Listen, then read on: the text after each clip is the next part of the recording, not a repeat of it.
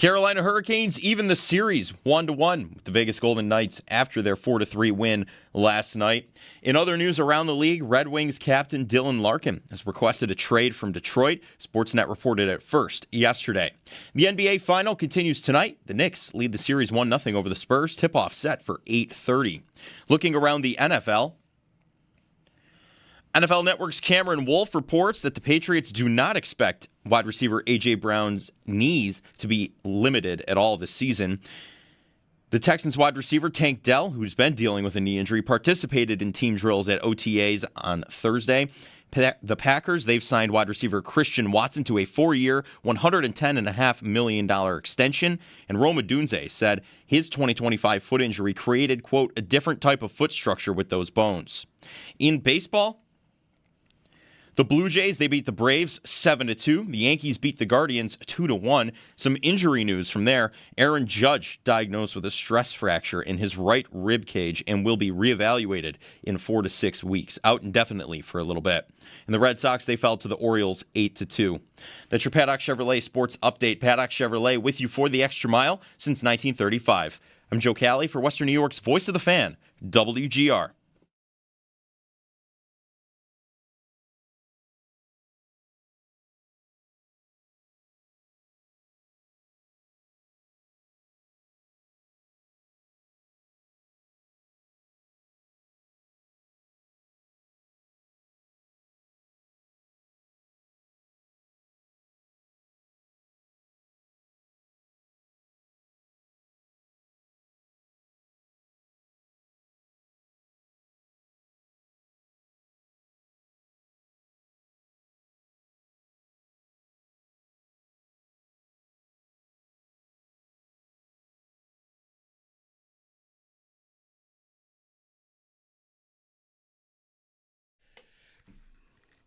Hey, happy Friday.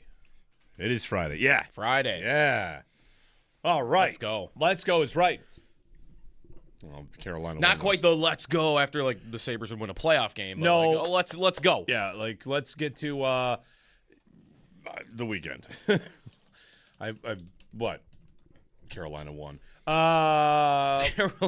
Carolina. I thought. Oh, no, you were Vegas. You wanted the sweep. 100%. And get it over as soon as possible. And it's 2-0 in the third. Like, come on. You know, I want Cam Ward is there last night. terrible. Who did the siren? I didn't even see. It was Cam Ward. Okay. Yeah. All Right? Yeah, it was Cam Ward. Mentioned him. Yeah. I mean, how does Vegas blow that? 2-0 in the third. Yeah, late. You had penalties called, power plays. That's part of how. Power play in overtime. Yeah. Good morning, everybody. Jeremy and Joe, Owen Parker, Joe Cali here as well. It is a Friday, and we have a guest on from the Detroit that covers the Detroit Red Wings. Yeah, I wasn't expecting that 24 No, hours. a little bit of let's make a call. Let's get someone who covers the Red Wings to come on because Dylan Larkin has requested a trade. All right, so that'll happen. We'll talk to Paul Hamilton about that. We'll, of course, put together trade packages, Mike Weber, Tyler Ennis, and a third, and see if we can get Dylan Larkin. It's funny, you know, we could talk about this idea, talk about last night's game as well, all the stuff that's going on. But I was thinking on the drive in, as I normally do. I like to, just drive in silence sometimes. Sometimes I listen to WBEN for the weather or for Brian and Susan. But the thing I thought driving in was, you know what? You know how every sports fan has the thing that they like to troll and fight and tweet at. Like I'm thinking about if you hate the Dolphins and the Dolphins do something stupid and you're just like, bam, you're so happy. Yep. Because you have your favorite team, but then you also have your favorite thing that you don't like. Yep. Maybe it's Lamar for a lot of Bills fans, right? He throws a pick, you're like, look at this guy. People say he's Josh Allen. Whether it's the snark index or whatever it is, right? And two of mine in the last 24 hours have experienced complete meltdowns. And what I'm going at is long ago during the tank, there was this idea that the Sabres shouldn't do that. They should instead follow the Detroit model. Mm-hmm. And oh my, has the Detroit model been so wonderful. Such a tree that gives gifts. This idea that you should be following the model of Steve Yzerman and the Red Wings, who own the longest playoff drought in the NHL. Yes, they do. And now their star player wants a trade. Their captain. Their captain has requested a trade. So for me, there's the side of it where we're talking about whether or not they could trade for Dylan Larkin. And then there's the 8, 10, 12 years later. Of course I was right. There was no Detroit model. And I'm over here fist pumping this nonsense that Detroit had some sort of, ethical high ground or whatever. That's so that's me saying 12 years later, told you so. So, And what the fashion that, you're getting to take this victory lap on them, it is as big an embarrassment as it could be for the Red Wings. Oh, yeah. I mean, remember a year ago when we talked about the idea of Tuck leaving and like how embarrassing that would be to the Sabres because he grew up a Sabres fan, right? And what he means to the organization and that he's one of your best players. Larkin is like that on steroids. Mm-hmm. Larkin is from Detroit, or he's from a suburb of Detroit. Like, he's from the Detroit area. He played collegiately at Michigan and then was drafted by the Red Wings. Like, this is a Detroit, Michigan kid that has never left the state. I don't think, unless he left at some point to play junior hockey or something, but I don't think he's in Michigan. He's in a pretty good spot. Yeah, he's from close enough to Detroit that if you zoom out on the map, it's still darkened like the Detroit proper area. Right. He's from Waterford Township. Right. Like, this is a hometown kid. I'm not sure if he grew up there, but I know he's born there. Detroit kid has been there for a decade. He's better than Tuck is. Like, he means more to them than what Tuck means here. Tuck means a lot, but he is the face of your franchise for a decade. He's been great, and he's like, I'm done. I don't believe in this anymore. Ejector seat. Like, I've done it long enough. I mean, I also think about the Sabres for this, and like, man, that could have been us. Could have been Dahlin. It could have been. You never know, because you don't know what anybody's clock is. Every athlete, I think, on that level, a guy that's that good, has some clock. How long are they willing to go on a loser franchise before they're willing to say, I don't want to do this my entire career? And some guys are going to be longer than others. Like, we saw what Eichel's clock was, right? Like 5 years, 6 years. Like, and like that's all I got. Dahlin, it was longer than that because he had already gone 7, and maybe he would have gone 10, or maybe this would have been it. I don't know what Dahlin's clock was or what Tage's clock was, but this guy, it was a decade. He gave them a decade of pretty darn good play as a number one center. And they was the leader of the team. They got close a bunch. And it's Yzerman. That's the other part of it. It's Yzerman is the guy he's got to look in the eyes and be like, I don't believe in this anymore. I'm out. Like, that is as embarrassing a spot, I think, as you could be as an organization where the Red Wings are right now after he requests a trade. And we're not unfamiliar, I think, with it. But I think it's worse. I feel like is it worse? It's worse than Eichel and Reinhart and all those guys wanting, like, yeah, I've done this long enough. I can't do it anymore.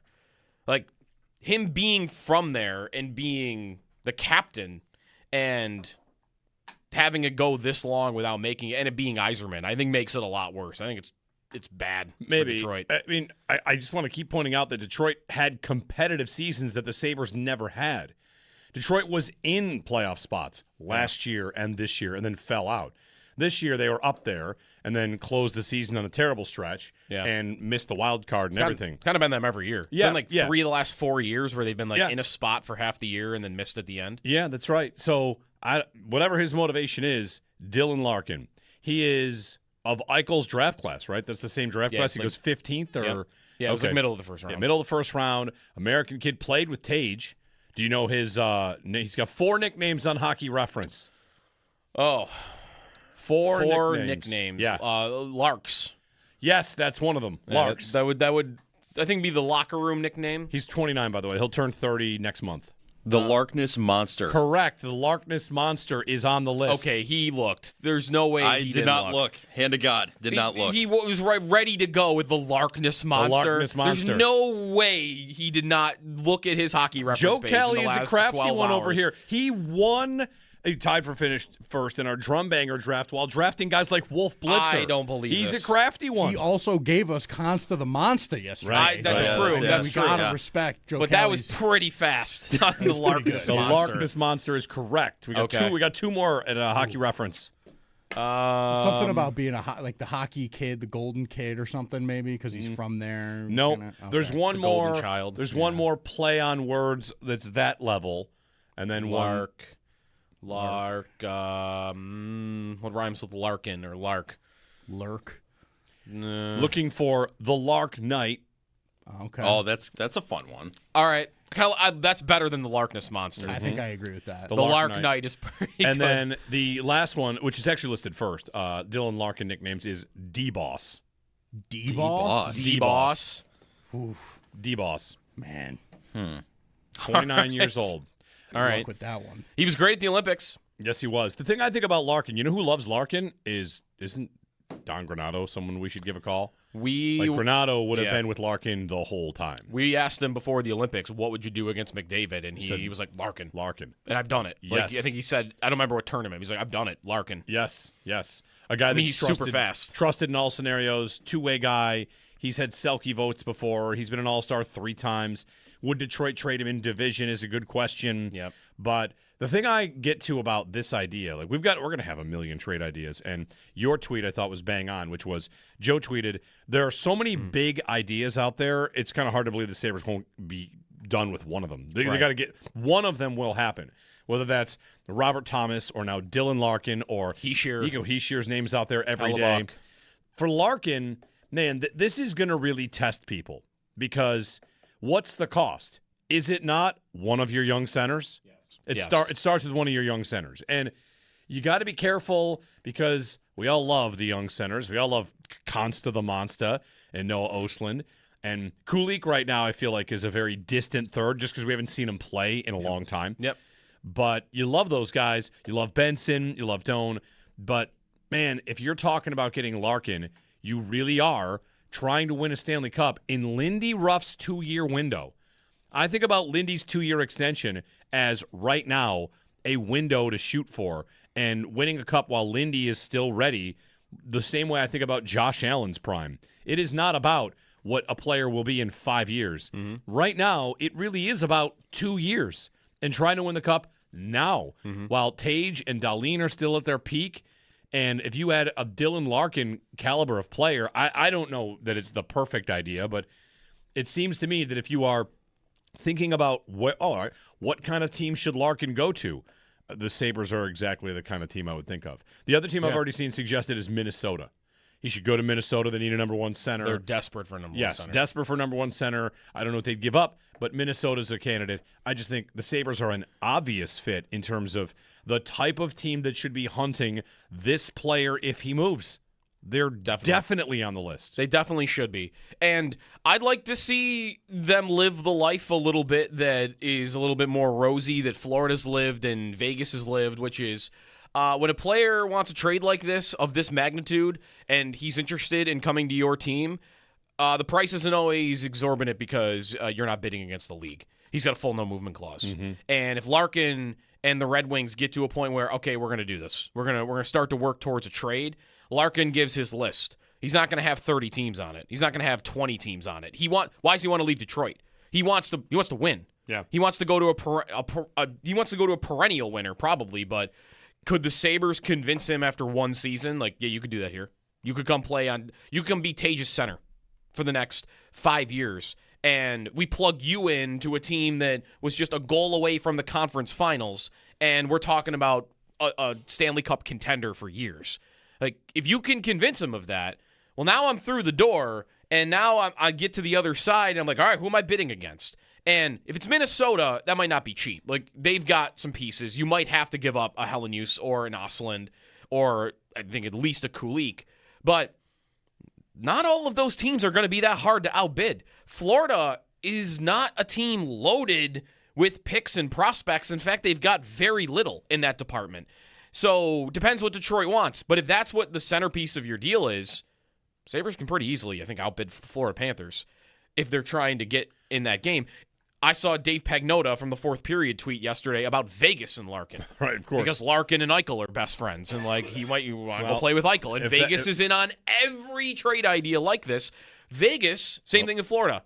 No prospects whatsoever. No young pieces that compare to what the Sabres have. Picks, it depends who you're going up against. But if you can get Larkin to be interested in you, I don't know how hard it's going to be for the Sabres to outbid a few teams. Well, if he's best friends with Eichel, I'm going to scratch it right off my list.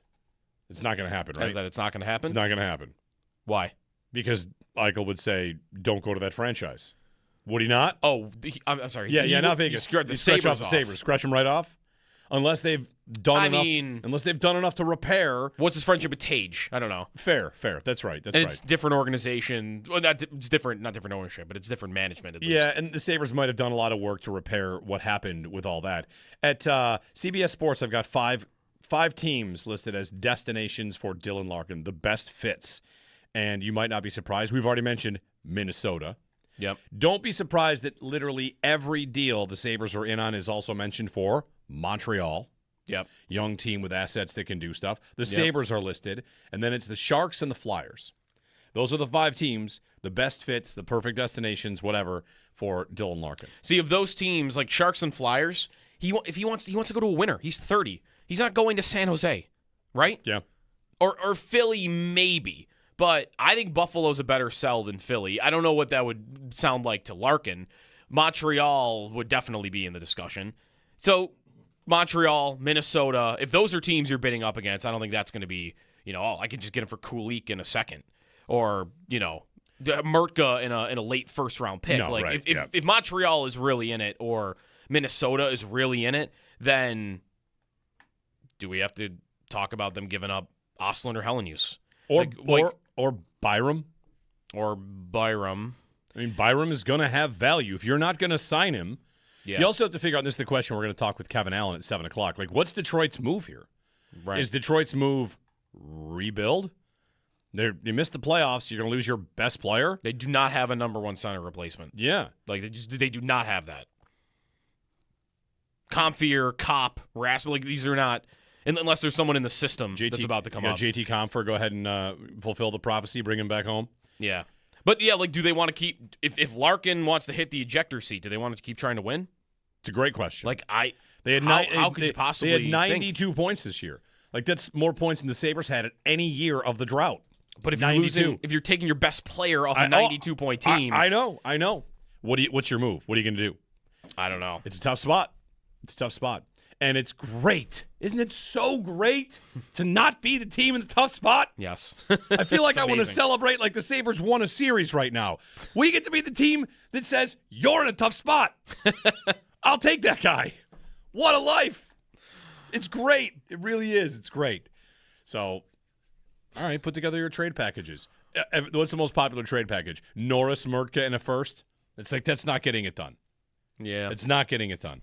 No, it's not. I mean, the willingness to part with either Hellenius or Oslin is going to be really interesting. I think it really comes down to that. Yeah, because I did tweet about like all the. There's just so many ideas. Like in Jarmo being as aggressive he was at the deadline, how aggressive he was in Columbus. Like I just can't imagine he's not going to be hunting these types of ideas. And what are the odds he can get one of these deals done for any of them? Thomas, Hischier, Larkin, Hellebuck, whoever. What are the odds he could get a deal of that magnitude done without giving up specifically Hellenius or Oslin? I think he can get one of them done without giving up both, but I think he'll probably have to give up one. I think if he were able to get any of those done without giving up either, it would be an incredible job. Right? Sure. Like, I got any of the guys on that list. It could be Larkin. And it cost me Mertka, a first, and Kulich. And Quinn.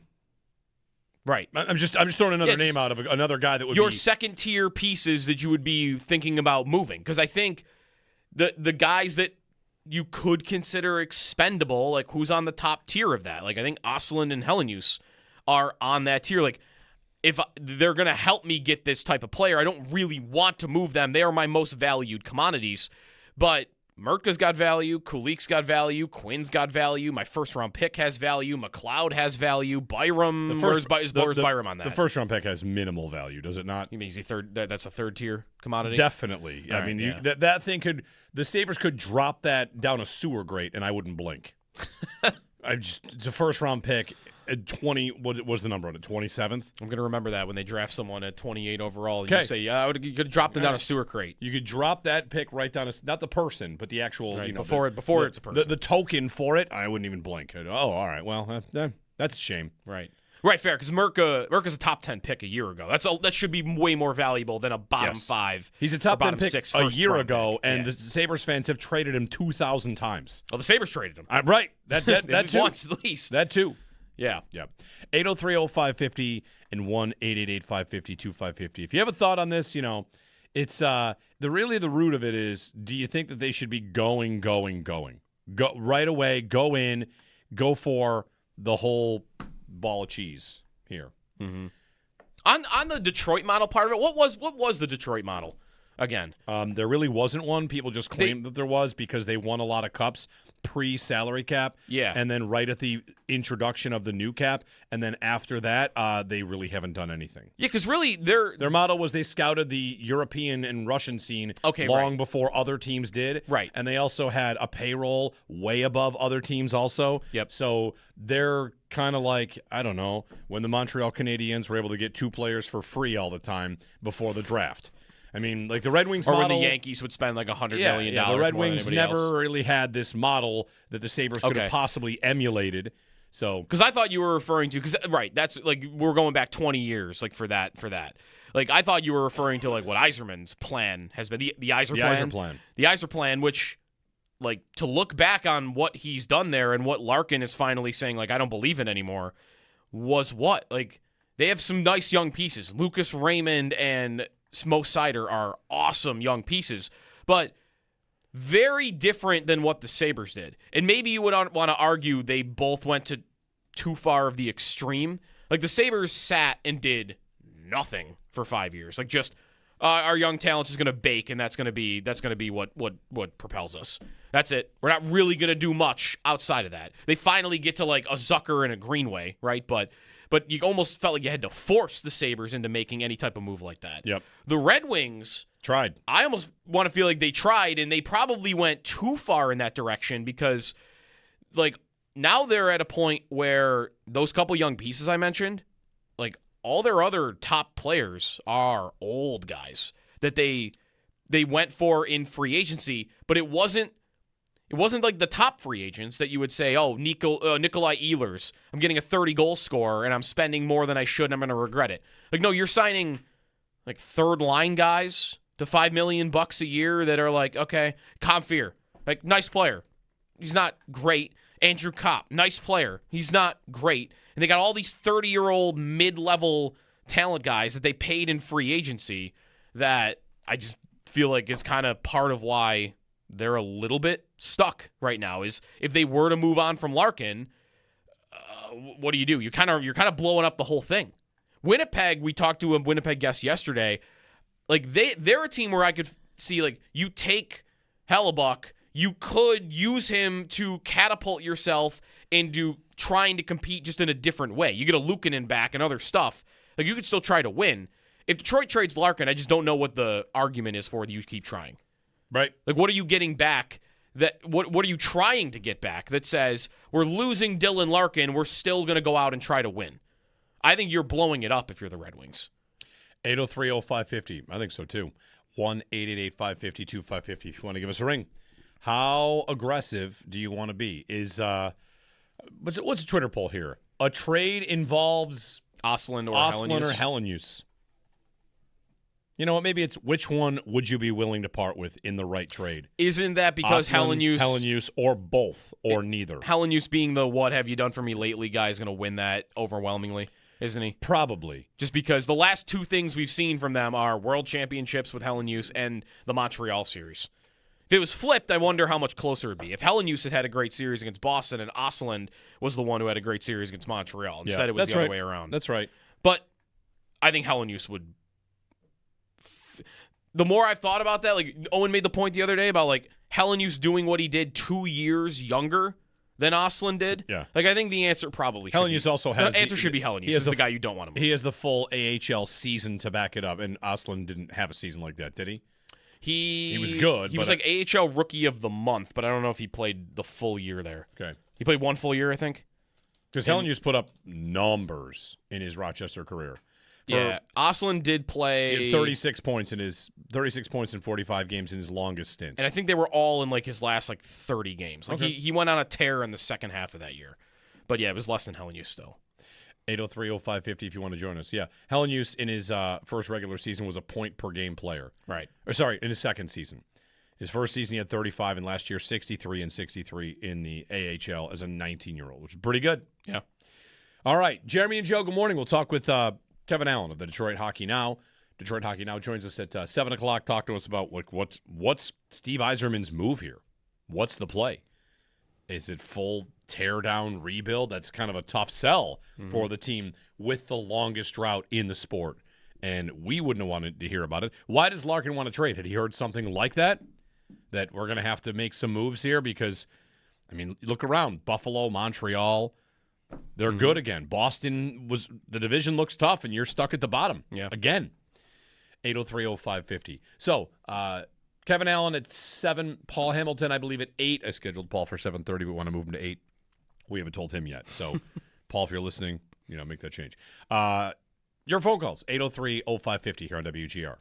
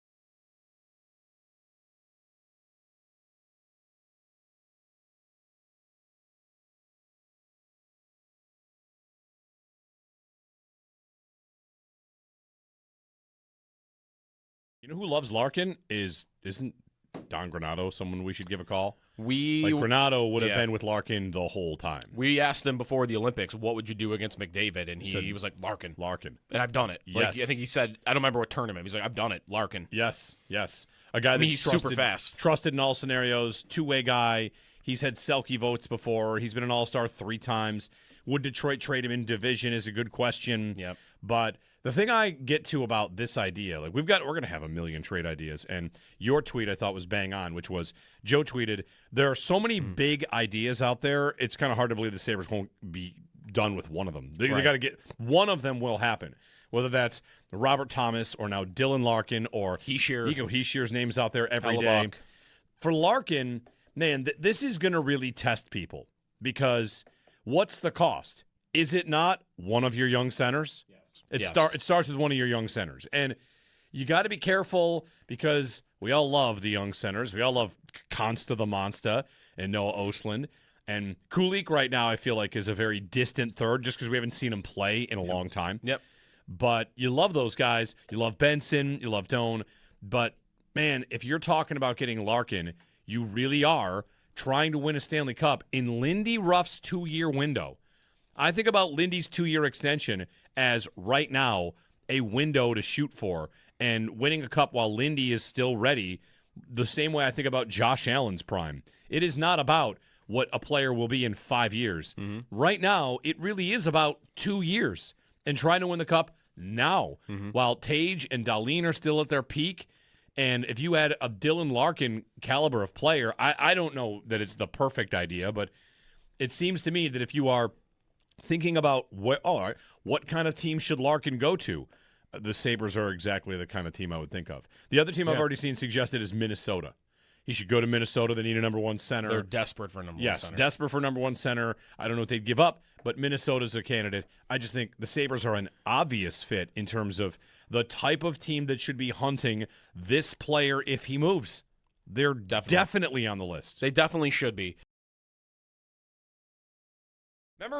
Remember a year ago when we talked about the idea of Tuck leaving and like how embarrassing that would be to the Sabres because he grew up a Sabres fan, right? And what he means to the organization and that he's one of your best players.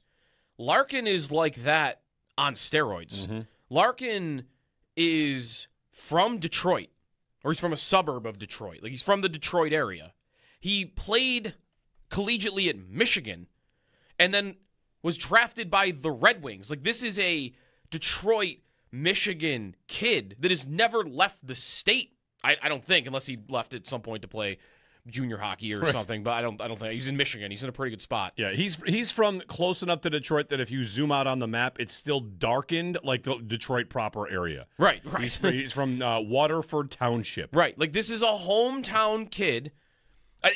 Again, like, I'm not sure if he grew up there, but I know he's born there. Detroit kid, has been there for a decade. He's better than Tuck is. Like, he means more to them than what Tuck means here. Tuck means a lot, but he is the face of your franchise for a decade. He's been great, and he's like, I'm done.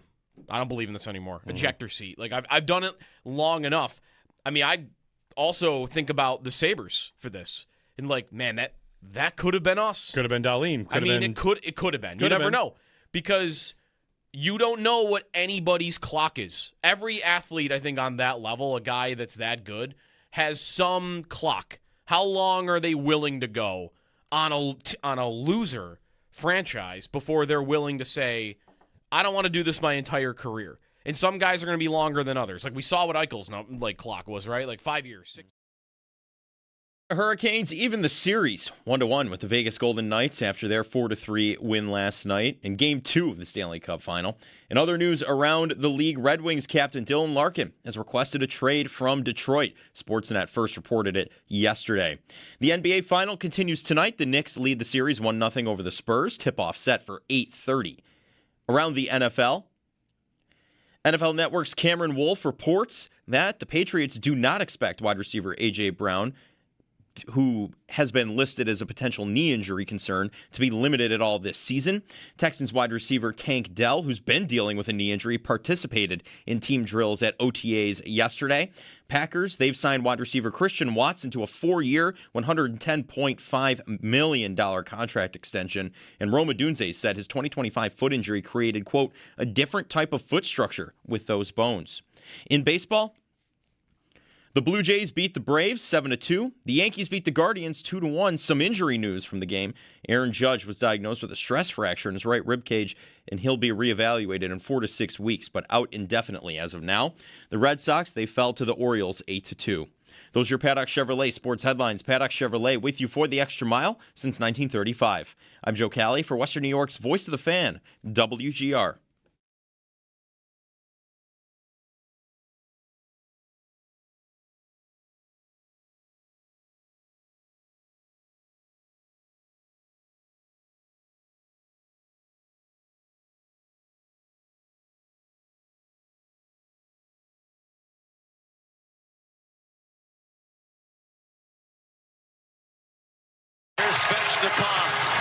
And Aho.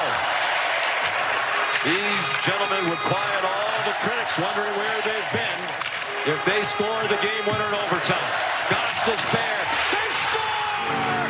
Seth Jarvis quiets the critics and ignites the crowd.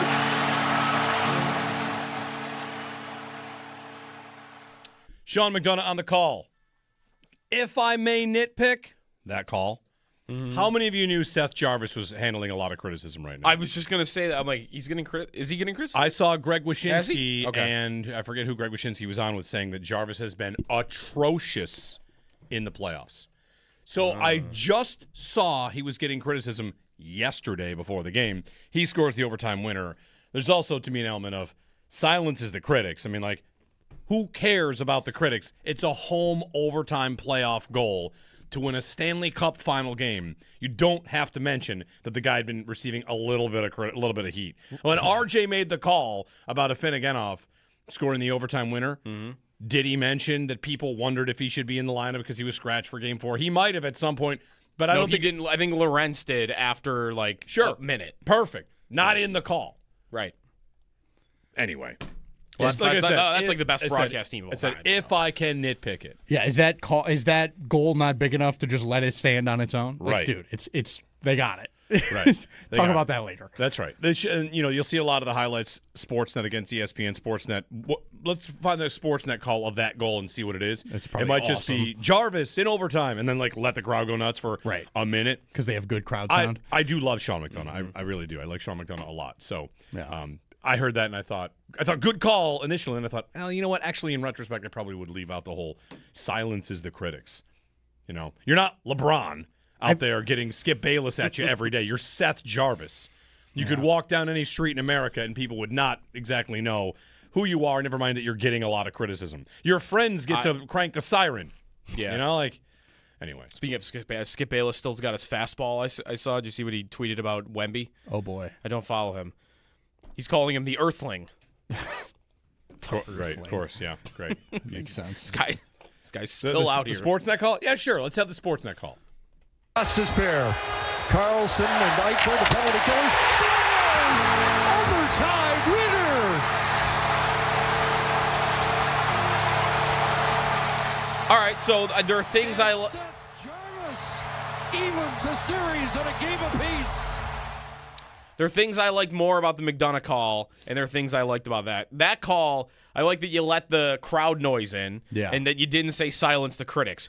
I liked that McDonough had way more energy, though, it felt like, right? Yeah. That's true. That sounded like a goal in the second period in December. McDonough is, when it comes to energy, like he can deliver. He's on it. I agree with that. He's got the pipes. The one that I did, though, did you listen to the first goal call 25 seconds in?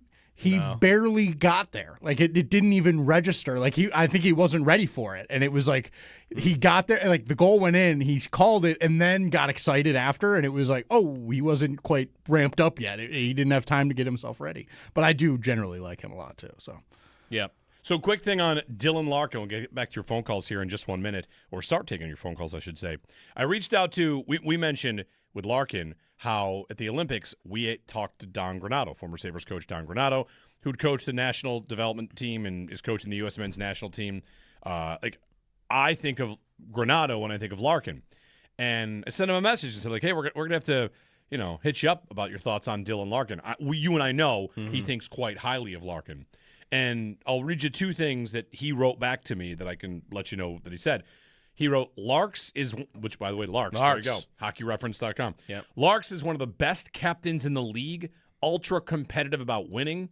Tough to find guys like him that combine confidence to confront teammates and ability to earn teammates' respect at the same time. Love that. Perfect captain. Like the Sabres don't need a captain. They don't, but you want another leader. You want someone in there that is driven to win and ultra competitive. Listen, if Tuck was truly one of the leaders of this team in the locker room and otherwise, and he's about to leave, that's a void that I don't know how hard it is to fill that, but if you could fill it with that, I don't have to worry about that part of it, I think, if I were to trade for him. So, yeah, right, he doesn't need to wear the C, but he can wear an A and do all that and feel fine about it. 803-0550. Trevor, downtown. Hey, Trevor, good morning. Yeah, thanks, guys. Appreciate you taking the call this morning. Question, is it wishful thinking? Does Josh Norris have any value on the trade market, and could he be included in a package? I think he has some. The question is what? Right? Yeah. He definitely has some. He can play, and his contract's not crazy, especially there's a spot for you. Larkin and Norris have similar contracts, and with the cap going up and whoever signs this offseason and makes, 8, 9, 10, 11, 12, 13, whatever, it's going to be a little bit like the the NFL, where we say, I'll tell you that so-and-so contract's looking a lot better right now. Norris's contract is about to look a lot better because of the money. So is Larkin's. So, it might drive up the price. But, yeah, I think Norris has value. I also think Norris has value to the Sabres. I don't think that they want to necessarily punt on him. But I guess I would be surprised if he had any real value. Does he have a little bit of value? I just would hesitate to think that there are a lot of GMs that are lining up for that injury risk. at that price. Like, yes, I think everybody would agree he's a good player. He's definitely a good player. Last year, he couldn't even really shoot the puck, and he was still a good player, which that to me is impressive because it's kind of the thing he was known for in Ottawa. Like, this dude's going to rip the puck, and he's going to score goals. And this year, he wasn't really shooting all that much. Maybe that was related to injury. And what did he do? Like, okay, I can play make. I'm a really good defensive center, skating, back checking. Like, I'm going to provide value. And he did. But it's not about that. To me, it would be about, do I want to sign up for, if I'm putting myself in Yzerman's shoes or any other GM, do I want to sign up for 4 years at about $8 million of a dude that I would be happy if he played 60 games in a season? You know, like, I would take him missing 22 games. It'd be tough. It'd be a tough sell. Like, weren't there whispers that there were very few teams in the league that would have wanted him even when Buffalo traded for him? So what's changed since then? He's kind of done the same thing. Yeah, confirmed further. He's a good player. And he missed, how many? 40 games? 38 games last year? How much value he would have, I would be surprised if it was anything significant because of that. Like, if I'm the Red Wings, I don't want him to be the centerpiece of any trade getting back. Unless he's just going to be passed around the Atlantic Division here. I get you laid it out. He's not about to be the centerpiece of a trade. No, he is. He's the second piece of a trade if you're making this. Like, you are putting Norris in the deal. I don't think that takes away from the need for an Ostlund or a Hellenius if that's what it's going to cost. Like, if you feel like you got to include one of those two to outbid Minnesota or Montreal, and you come back to Detroit and say, well, what if we include Norris? Then would you take something else other than Hellenius and Ostlund? Like, I don't think Detroit is saying yes to that. Right. It's just the injuries. Yeah. That's it. How can you trust it? How do they feel about Ryan McLeod?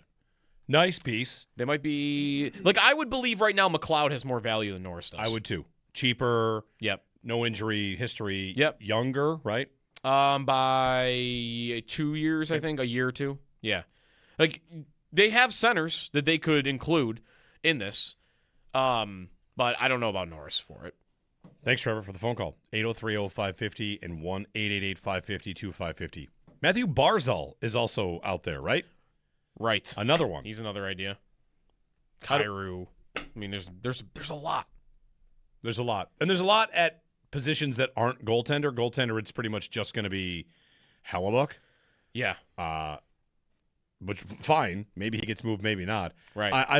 I like seeing, whatever, potential top-line centers, forwards as the trade targets because that, I think, is an easy case to make. The Sabres will get more of a result upgrading there than they will in goal. They could, of course, get better goaltending, but the bankable asset, you're much more likely to find the bankable asset upgrade at forward than you are in goal. Yeah. That's what's crazy about this offseason is the fact that they are centers. How many of them could be centers? I don't know how available Thomas really is, but Thomas, Hischier, and Larkin, like, number one centers rarely move. Like, it just generally does not happen. It happens once every few years, I think. Like, Eichel moved and Tavares moved, and trying to think if there's one that's more recent than that. There probably is.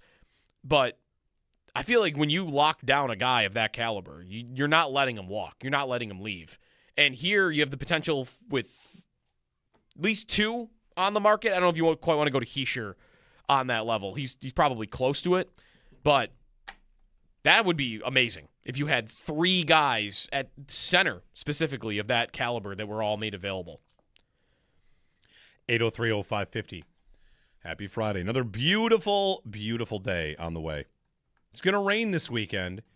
I saw that it was going down for tomorrow, It's though. not nearly as much as, like, 5 days ago, it looked like a lot of rain over the weekend. Now Yeah. it looks like spotty showers Saturday and Sunday fine. Yep. And the high of 82 today. Next week, we're in the 80s pretty much the whole week. By the way, I should include in that center thing that Pierre LeBrun did say late last week in an article that he wrote, what about things he's been hearing, that neither Matthews or McDavid have committed 100% of their teams for next season. That's right. And obviously they would be levels above the three we just talked about. I think their LeBron report was they haven't committed to their teams past next season. I thought it was it was past next year. All right, I'll have, find it. because they both have 2 years left on their deal. Right. And Yep, they do. Yeah. So I think it was this year they're committed, but past this year, I'm pretty sure that's what LeBron said. He wrote last week exactly. Let's circle back on Matthews and McDavid. The reality of now is a holding pattern. Matthews and McDavid are most likely staying put for at least another season, but neither can yet commit 100% to that. Oh, okay. So that would be this year, right? He wrote McDavid and Matthews and McDavid are most likely staying put for at least another season, but neither can yet commit 100% to that. Okay. I think that means this year they have not 100% committed. I think you're right. All right, 803-0550. Dylan Larkin, the latest trade idea. How do you like it? It really comes down to, are you afraid of going bold? Are you afraid of really gunning for it? 803-0550 to join us. Kevin Allen, Detroit Hockey Now, coming up at the top of the hour. Less than a week to the World Cup. Excited about that. Paul Hamilton at 8 o'clock. Get his thoughts on this as a fit, as an idea. Jeremy and Joe here on WGR.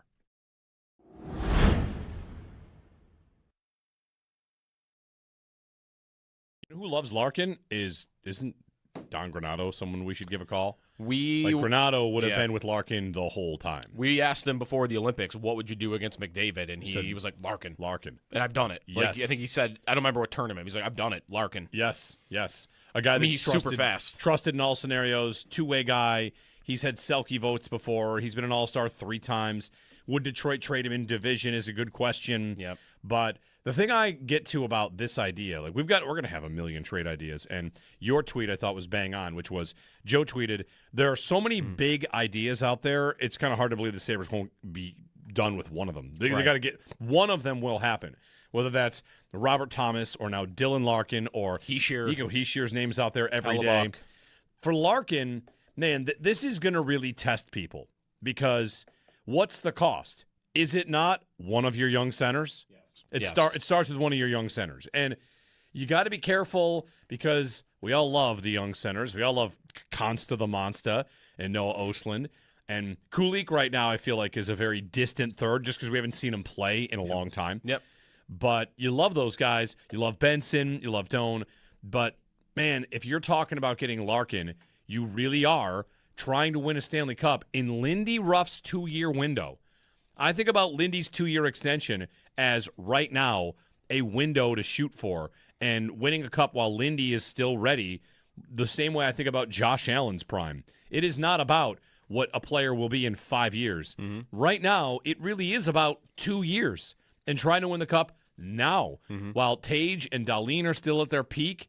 And if you had a Dylan Larkin caliber of player, I don't know that it's the perfect idea, but it seems to me that if you are thinking about what kind of team should Larkin go to, the Sabres are exactly the kind of team I would think of. The other team I've already seen suggested is Minnesota.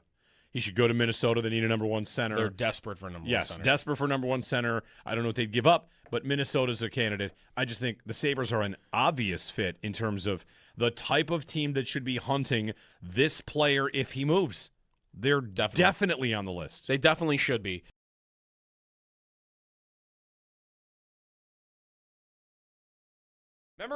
Remember a year ago when we talked about the idea of Tuck leaving and like how embarrassing that would be to the Sabres because he grew up a Sabres fan, right? And what he means to the organization and that he's one of your best players. Larkin is like that on steroids. Mm-hmm. Larkin is from Detroit, or he's from a suburb of Detroit. Like he's from the Detroit area. He played collegiately at Michigan and then was drafted by the Red Wings. Like, this is a Detroit, Michigan kid that has never left the state, I don't think, unless he left at some point to play junior hockey or something, but I don't think. He's in Michigan. He's in a pretty good spot. Yeah, he's from close enough to Detroit that if you zoom out on the map, it's still darkened like the Detroit proper area. Right. He's from Waterford Township. Right. Like, this is a hometown kid. Again, like, I'm not sure if he grew up there, but I know he's born there. Detroit kid. Has been there for a decade. He's better than Tuck is. Like, he means more to them than what Tuck means here. Tuck means a lot, but he is the face of your franchise for a decade. He's been great, and he's like, I'm done. I don't believe in this anymore. Ejector seat. Like, I've done it long enough. I mean, also think about the Sabres for this. And like, man, that could have been us. Could have been Darlene. It could have been. You never know. Because you don't know what anybody's clock is. Every athlete, I think, on that level, a guy that's that good, has some clock. How long are they willing to go on a loser franchise before they're willing to say, I don't want to do this my entire career? And some guys are going to be longer than others. Like we saw what Eichel's clock was, right? Like 5 years, 6 years. That's all I got. Darlene, it was longer than that because he had already gone 7, and maybe he would have gone 10, or maybe this would have been it. I don't know what Darlene's clock was or what Tage's clock was, but this guy, it was a decade. He gave them a decade of pretty darn good play as a number 1 center. And they was the leader of the team. They got close a bunch. And it's Yzerman. That's the other part of it. It's Yzerman is the guy he's got to look in the eyes and be like, I don't believe in this anymore. I'm out. Like, that is as embarrassing a spot, I think, as you could be as an organization where the Red Wings are right now after he requests a trade.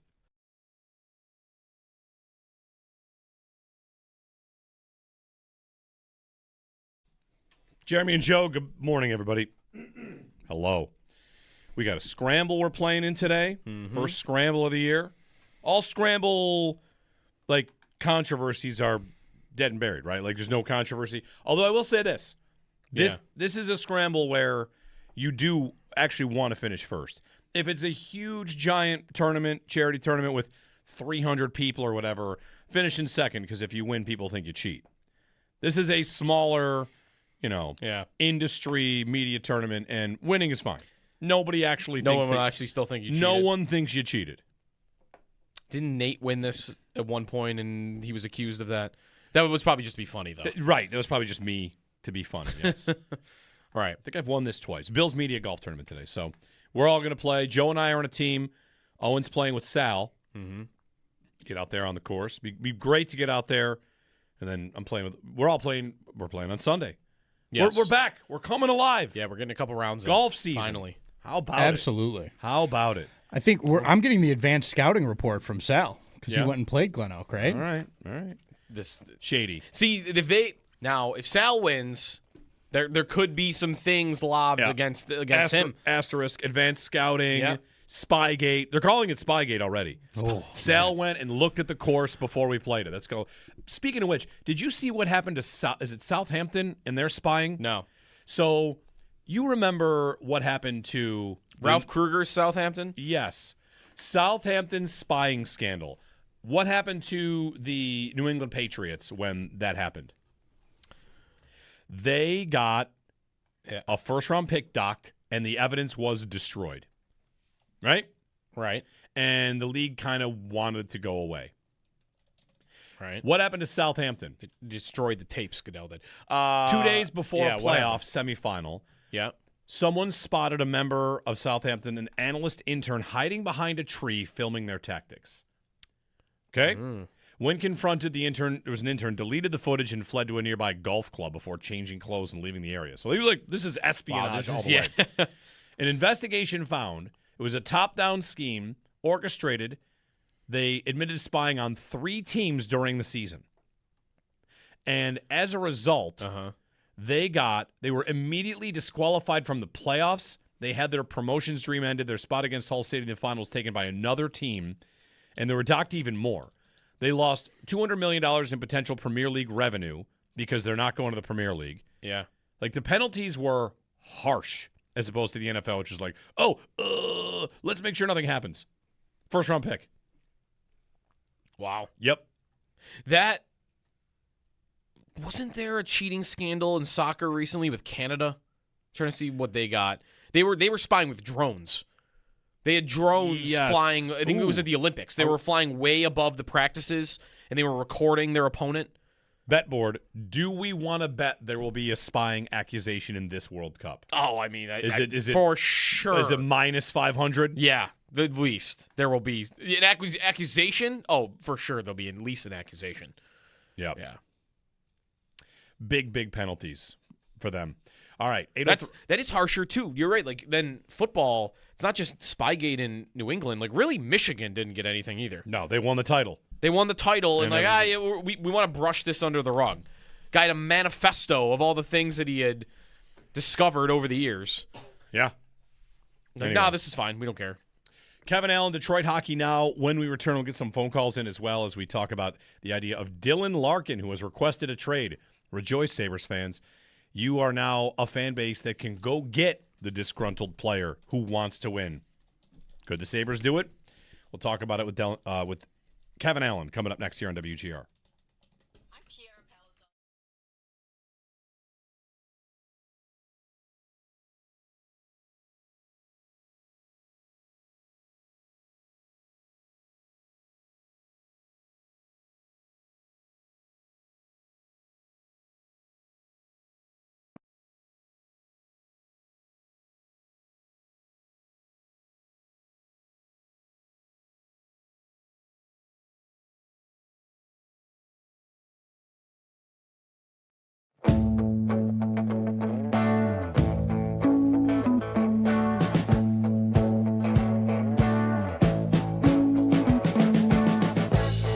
We've been living in sin so long, all the feels are gone.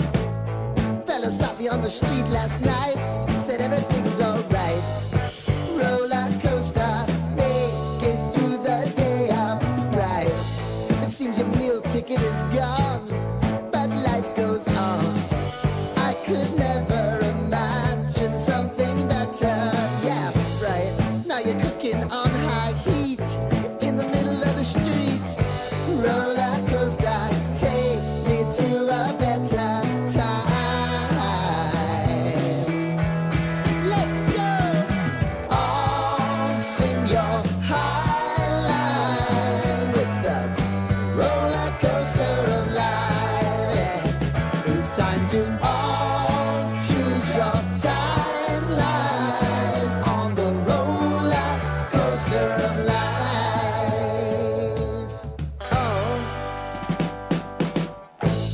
You seem to easily forget how to place your bet.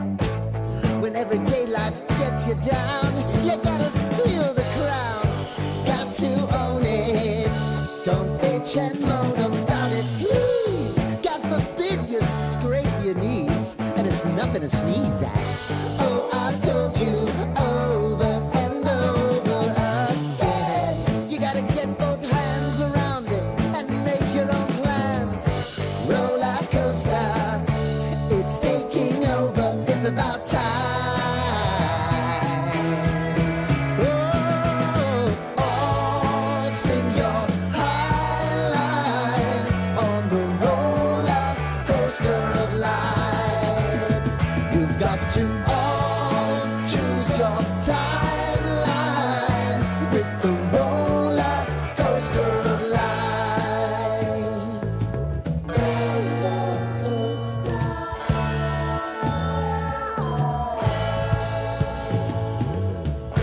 I want to go down the rabbit hole, down the rabbit hole of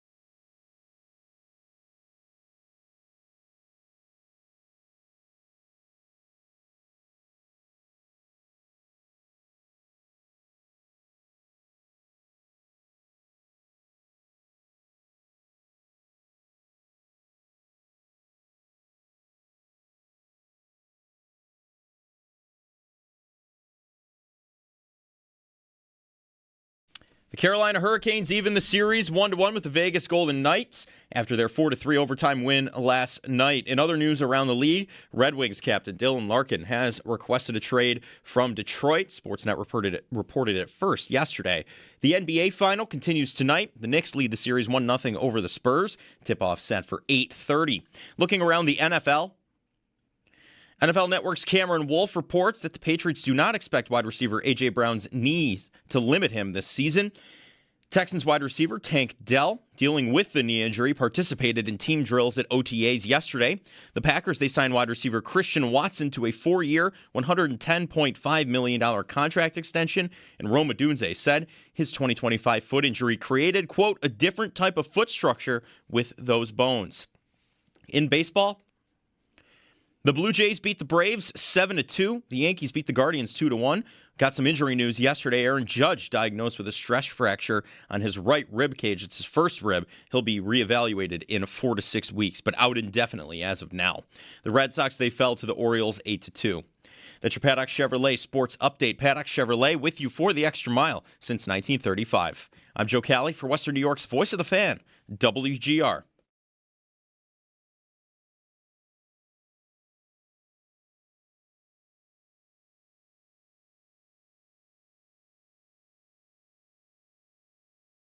Ahead for Philip Zadina.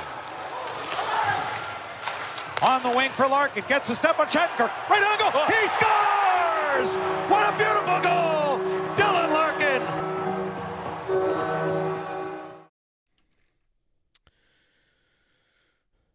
Dylan Larkin reportedly wants a trade, and we will see if he gets that request. What happens from here? Good morning. It's Jeremy and Joe. Beautiful day out. Talk some more about Larkin and, whether there's a maybe fit here in Buffalo, but I'm sure a lot of different teams will be looking to make this a fit. Kevin Allen from DetroitHockeyNow.com joins us now on the West Her hotline. Kevin, it's Jeremy and Joe. Thanks for coming on this morning. My pleasure. Long time covering the Red Wings. How surprising is this that it's not even really like whispers of Larkin wanting out, unless that was happening there.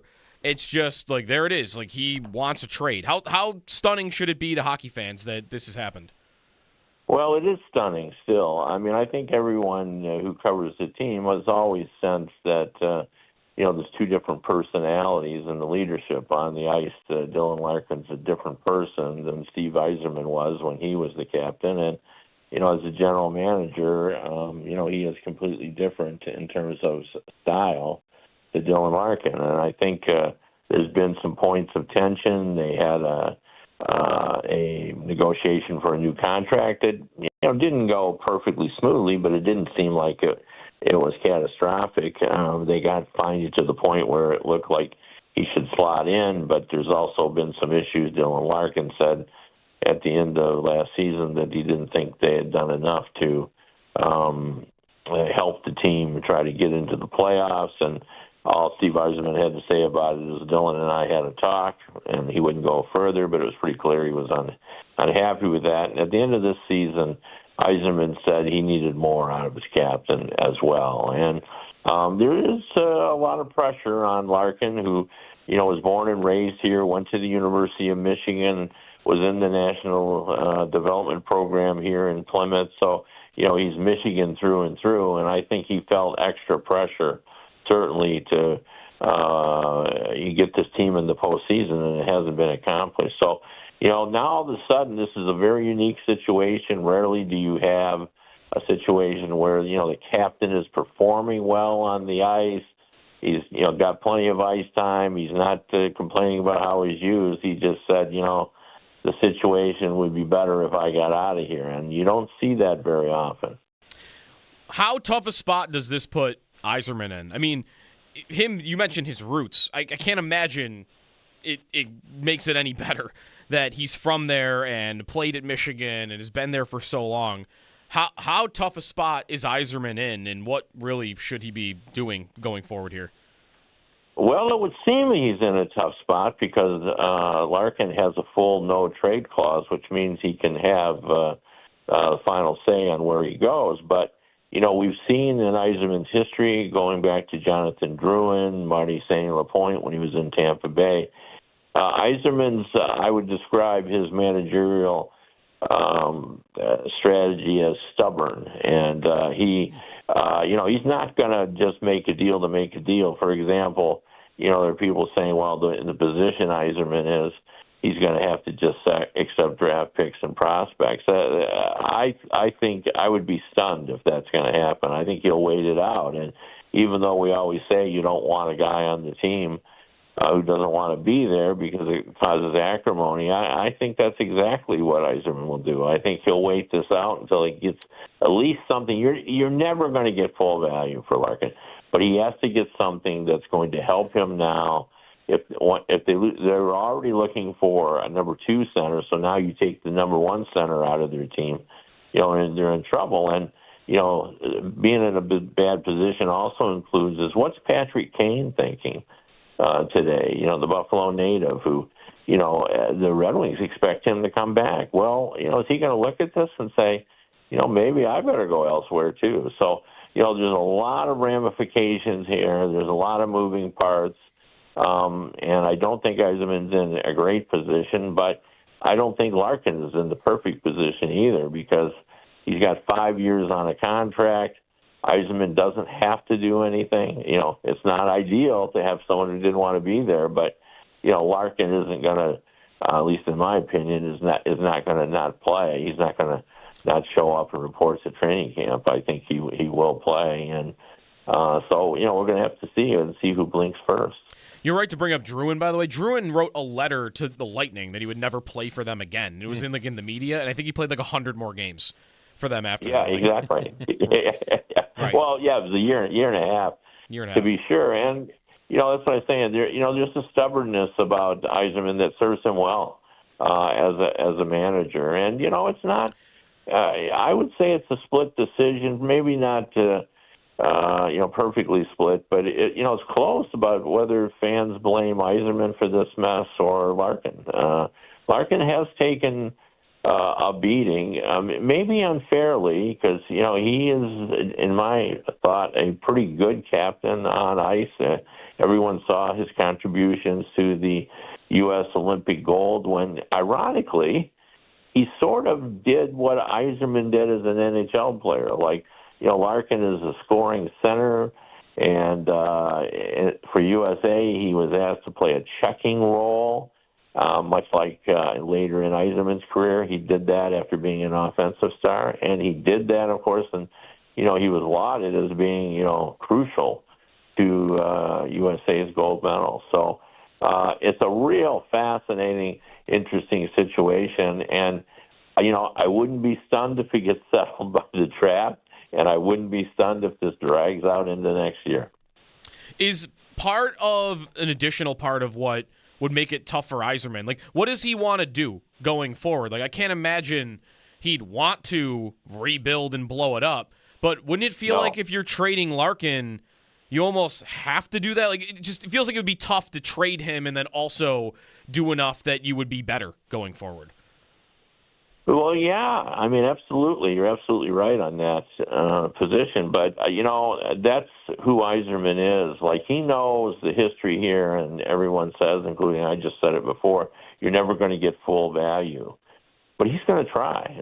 He's really going to push it to try to get someone because, and no one understands this better than Buffalo fans, the Red Wings have gone a decade now without making the playoffs. And, they were expecting to have major changes this summer, with the idea that, they've been close for 3 years and then they've fallen off the cliff in March. And so, Yzerman has decreed that he thinks his team isn't tough enough, so he's going to go out and get some players that are hard to play against.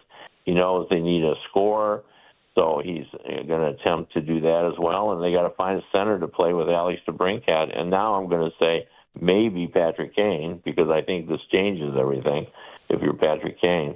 And if that's the case, so he was already going to do that. There's some interesting options out there. We're watching the Vegas Golden Knights in Carolina in the final. Well, Vegas has got some cap issues, not surprising. They always do. And they're going to have to move some big pieces, maybe even a guy like Thomas Hertel. Eichel, Jack Eichel and Larkin are very good friends from their USA hockey program days and, of course, with the Olympic team.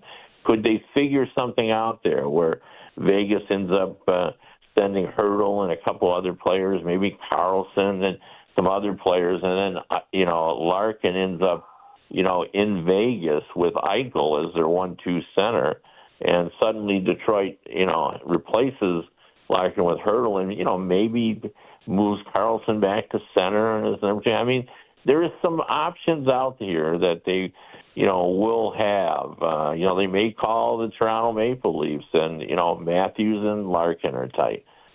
Toronto looking with Matthews and Larkin as their centers. Would they give up Nylander? Not a center, but another pretty big piece for the Red Wings to have. So I think there's if they're creative enough, there might be something out there, but because of the salary cap situation. But it's certainly not a favorable situation for Yzerman to be in. Kevin, do you think the Red Wings and Yzerman are more likely to look at Buffalo and Montreal the last 2 years, and even Ottawa to a point, like the young players have come together and it all started to kind of pop, and look at that as a sign to kind of stick with something, stick with a plan? Or do you feel like, I don't know, that there could be the potential to look at the division as a window here not really being open, and maybe a longer-term play would be the better idea? Well, I'm going to harken back to, it's probably been 2 years ago now, when Steve Yzerman said to the assembled media that, when they were saying, how hard it is to compete, in the Atlantic Division with Boston and Tampa Bay and Florida. And he goes, we're not competing with Tampa and Boston and Florida. We're competing with Boston and Montreal and Ottawa. That they're where we were or are, and we've got to try to stay ahead of them. Well, guess what? They've fallen behind them. So I think they feel that they will be able to compete, if they don't lose this trade badly. They like a lot of their pieces. Moritz Seider is a really good defenseman, fifth in the Norris Trophy, and he's not like the usual Norris Trophy winners where he's not all offense. He's rugged and he's durable. He's never missed a game in his NHL career. So they got him. Lucas Raymond is a good hockey player as well. Alex DeBrincat, 3-time 40-goal scorer.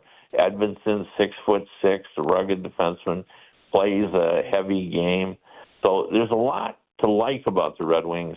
But if this trade goes south and they get forced into taking, 2 first-round picks and a second-round pick and a B prospect, it'll be disastrous because they will indeed fall way behind the Ottawa, Buffalo, Montreal crowd.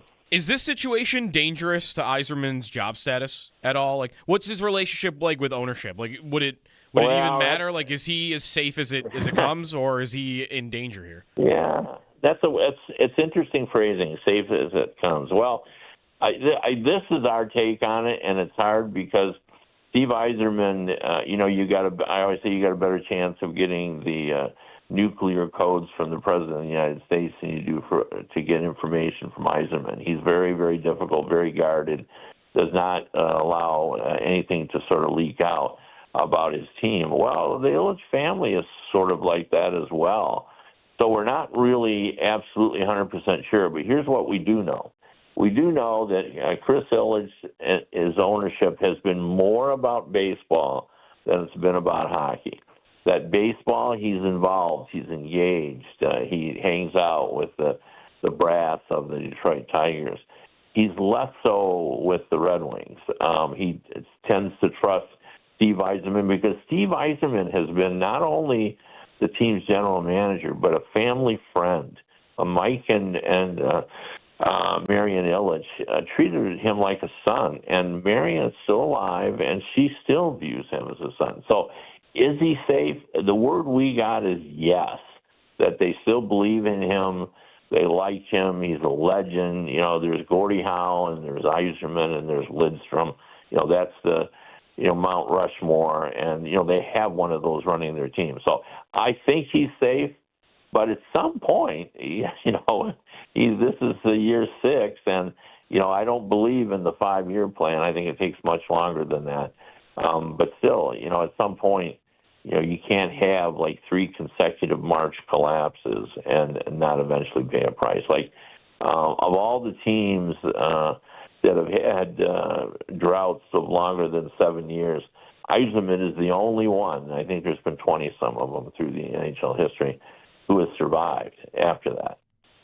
He continues to go on. So I think he's safe, but, I'm not absolutely positive of that.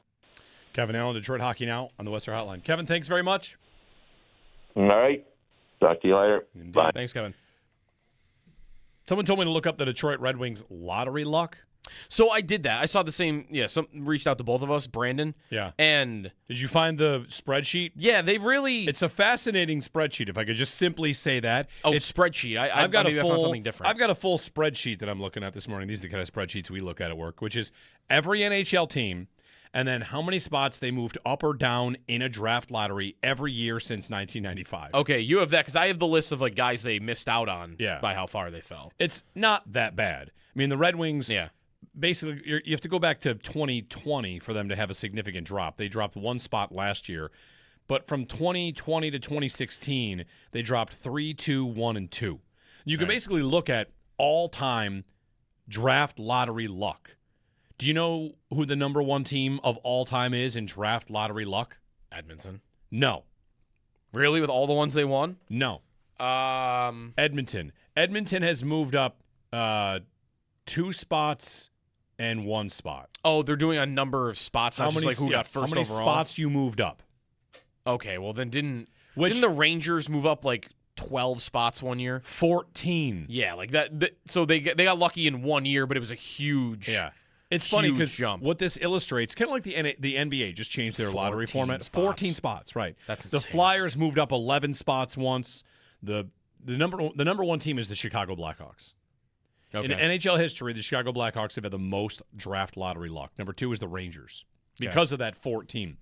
But there's a very clear line where things changed, and it's the 2015 draft that ends up being like kind of funny here because before then, the most you could move up was 4 spots. You couldn't move up any more than 4. Then they changed the lottery, and you entered a world where the Flyers can move up 11, the Hurricanes can move up 9, that's Svechnikov. The Blackhawks can move up 9 spots, Rangers 14, the Islanders 10 for Matthew Schaefer, right? Yeah. Is that who that was for? I think so. Yep. Anyway, like it's just you introduce chaos and more teams dropping spots and teams with these huge giant jumps. See, when you factor in like who the players were, though, like Detroit didn't really get that unlucky. They miss out. So they had the worst record in the NHL going into the 2020 draft lottery. Yeah. They fell to 4th. That sucks. The guy who went first that year was Lafreniere, and then Byfield. And who Detroit ended up with 4? Lucas Raymond, who's better than both of them. That's right, yeah. So no bad luck it wasn't there. like they lost out on McDavid or Matthews. Like the other time they fell a little bit, they were the 4th worst record. They dropped to 6. That year, it goes Jack Hughes, Capo Kakko, Kirby Dach, and Bo Byram. They end up at 6 and pick Mo Seider, who's better than all of those guys except for Hughes. So they maybe got lucky in when they fell. Sure, they lost some lotteries and moved down, and then they ended up with players that were better than the guys that went ahead of them. Yep. So they didn't really miss out on. There's no missing out on a generational guy that I see from the Red Wings. Like, how could they overcome that? I don't see that happening. In fact, it's almost impressive that Yzerman has not been able to build a winner, given that those couple of times they were at the top of the draft, Lucas Raymond, Mo Seider, both amazing players. Like, you didn't have a miss, really, when you were picking up high, and you still have just nothing to show for it at all. 803-0550. Vegas falls. They blow a 2-goal lead in the 3rd period, and it was 2-0, and the final score ends up being 4-3. Like, 3 straight for Carolina, then Vegas scores late, and they go to overtime where Carolina wins on a power play. My complaint about last night's game, I did not watch a lot of the pregame, but can I just ask, this is old man yells at cloud, why are we doing the thing where we say the game's at 8 o'clock and at 8:20 it has not started?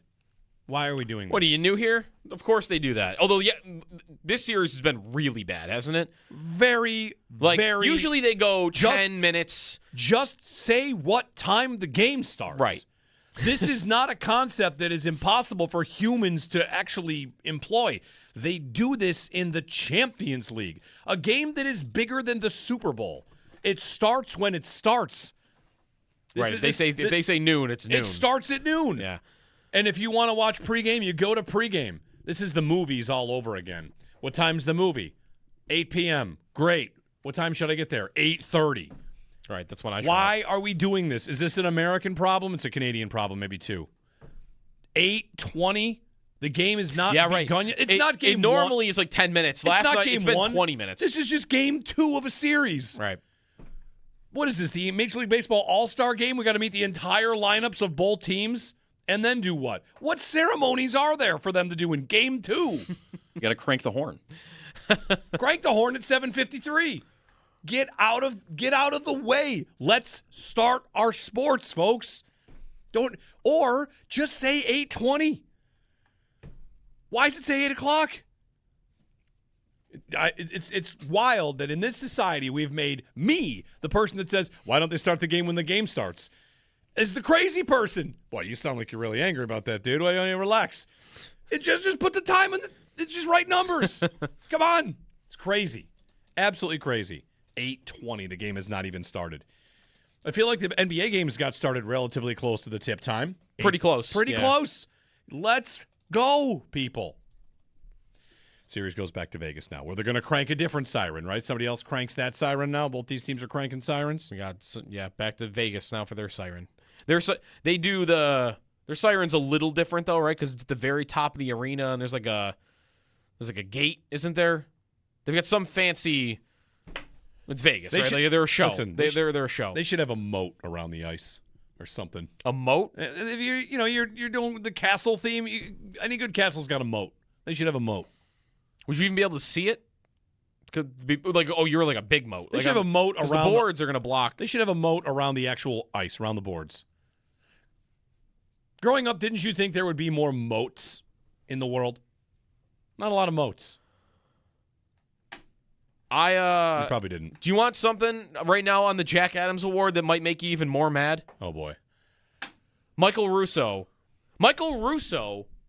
highly respected journalist in the sport for The Athletic. Insider all the way. He writes it, it's real. Something has happened that he says the NHL should take the honor of voting away from the Broadcasters Association. Something else has happened? He says that if it's true, as Friedman reports, I did not see Friedman report this, 40 broadcasters did not return ballots for the Jack Adams. Absolutely egregious when only 99 voted out of a possible 139. 40 didn't vote? They just forgot or left their ballots at home? 40 people had a vote and didn't return the ballot. What? That doesn't make me madder. That doesn't make you madder? Nah. I think that's incredible. There's a point in here about sample size, and if there were 100 voters or 10,000 voters, it'd be the same split. But it's clearly an association. I mean, yesterday, the Randy Hahn thing, that is not taking it seriously. They're not taking it seriously. 40 people didn't return votes? Okay. I'd be more likely to want to revoke the vote of the guy that says, I've been trying to get John Cooper this award. Yeah, no, I think that's worse. Take his vote away and then take the people that didn't vote and give their votes to somebody else. 803-0550 is our phone number. We'll check in with Paul, get his thoughts on Dylan Larkin. The Dylan Larkin, I'm not sure if the Dylan Larkin rumor, or who knows if the Sabres will actually be in on him, or if he gets traded. As Kevin Allen said, he wouldn't be surprised if he gets traded before the draft, or if it drags on and he just is a Red Wing. You know, a guy requests a trade, that doesn't mean you have to get traded. Period. Like that happens in sports. Guy asks for a trade and then stays. Who was a good example of that recently? The Niners had a couple of these. Debo was one of these guys, asked for a trade, signed a contract. Ayuk, those are not exactly great success stories, but then there's, of course, like the trades that we don't hear about. A guy asks for a trade, doesn't get traded, it all gets better. But anyway, on Larkin, this is going to be the one that I think sharp hockey fans know you're going to have to give up something. Mm-hmm. And if someone suggests trading Consta the Monster, it's not because there's some fly-by-night idiot that thinks like, oh, we'll just trade for anybody. It's because they know the guy we're talking about is going to require a big fish. Mm-hmm. And if you want to make a trade for a guy like Dylan Larkin, that's going to have to hurt a little bit. You're not going to get him for just nothing. No, it's going to cost a lot. This is, I don't know, is it how different is it than the Eichel trade? Eichel was injured at the time. Reinhart trade, O'Reilly trade. Did those trades involve giving up a piece that hurt those teams? I'm not so sure it did. For St. Louis, it's cap dumps, a couple picks, and Tage, who was down the list on prospects. He would kind of be like the Sabres trading Kulik. That's probably right. A prospect of value, but it's not one of the top guys that it's going to be like, oh, man, I traded him. It's not your top guy. And where does Larkin rank compared to Ryan O'Reilly at that time? Oh, the same. Right. Better, maybe comparable. So comparable, yeah. There's a spot where, I don't know, maybe it doesn't have to involve the highest, the best prospect you got. But sometimes it might have to. So I think anybody saying, hey, Hellenius might be the guy, I don't think they're being flippant about it. I think what they're doing is suggesting that, listen, if you want to go play poker at the big table, you got to bring a stack. Right. O'Reilly was 3 years younger at the time. That might have been the biggest difference. But otherwise, no, like the value of the player, that's where a lot of these trades don't always end up costing as much as you feel like it should. But I don't know, I think Minnesota lurking around makes me feel like it's going to cost because they're openly talking about being desperate for a number one center. And here he is. Here's one. How are they not going to be desperate for it? And if they are, then the price should be high. So I don't know. Detroit's not in a position of strength though. They're in a spot, and everybody knows now he's done. He wants to be done. He wants to be traded. So that's where you're trying to flip it all around, right? When you're coming from that place where you got to trade this guy. The question would be really to the Red Wings when you're negotiating with them.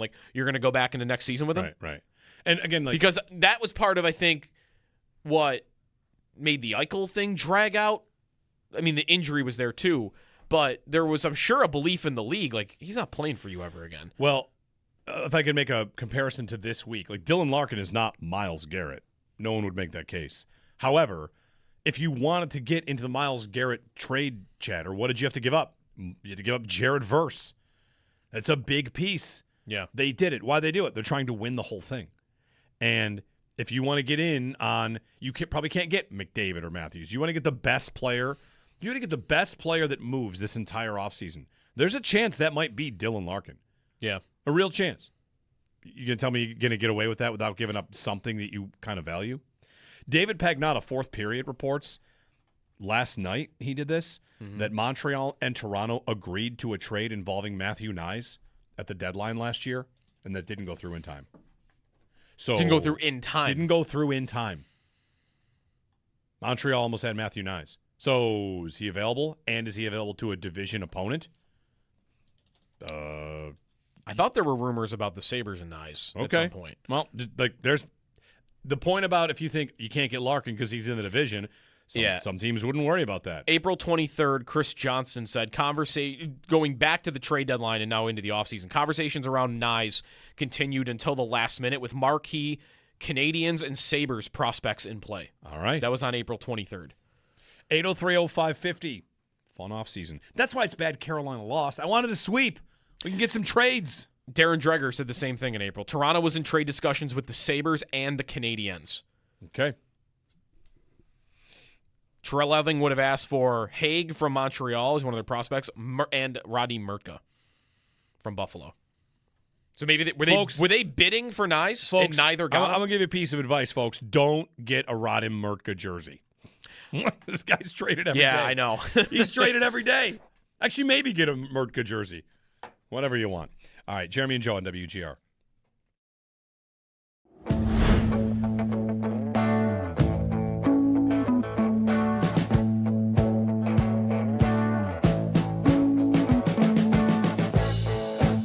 living in sin so long, all the feels are gone. Fella stopped me on the street last night, said everything's alright. Roller coaster, make it through the day upright. It seems your meal ticket is gone, but life goes on. I could never imagine something better. Yeah, right. Now you're cooking on high heat in the middle of the street. Roller coaster, take me to a better time. Let's go. All sing your high line with the roller coaster of life. It's time to all choose your timeline on the roller coaster of life. Oh, you seem to easily forget how to place your bet. When everyday life gets you down, you gotta steal the crown. Got to own it. Don't bitch and moan about it, please. God forbid you scrape your knees, and it's nothing to sneeze at. Oh, I've told you over and over again. You gotta get both hands around it and make your own plans. Roller coaster, it's taking over. It's about time. Oh, sing your high line on the roller coaster of life. You've got to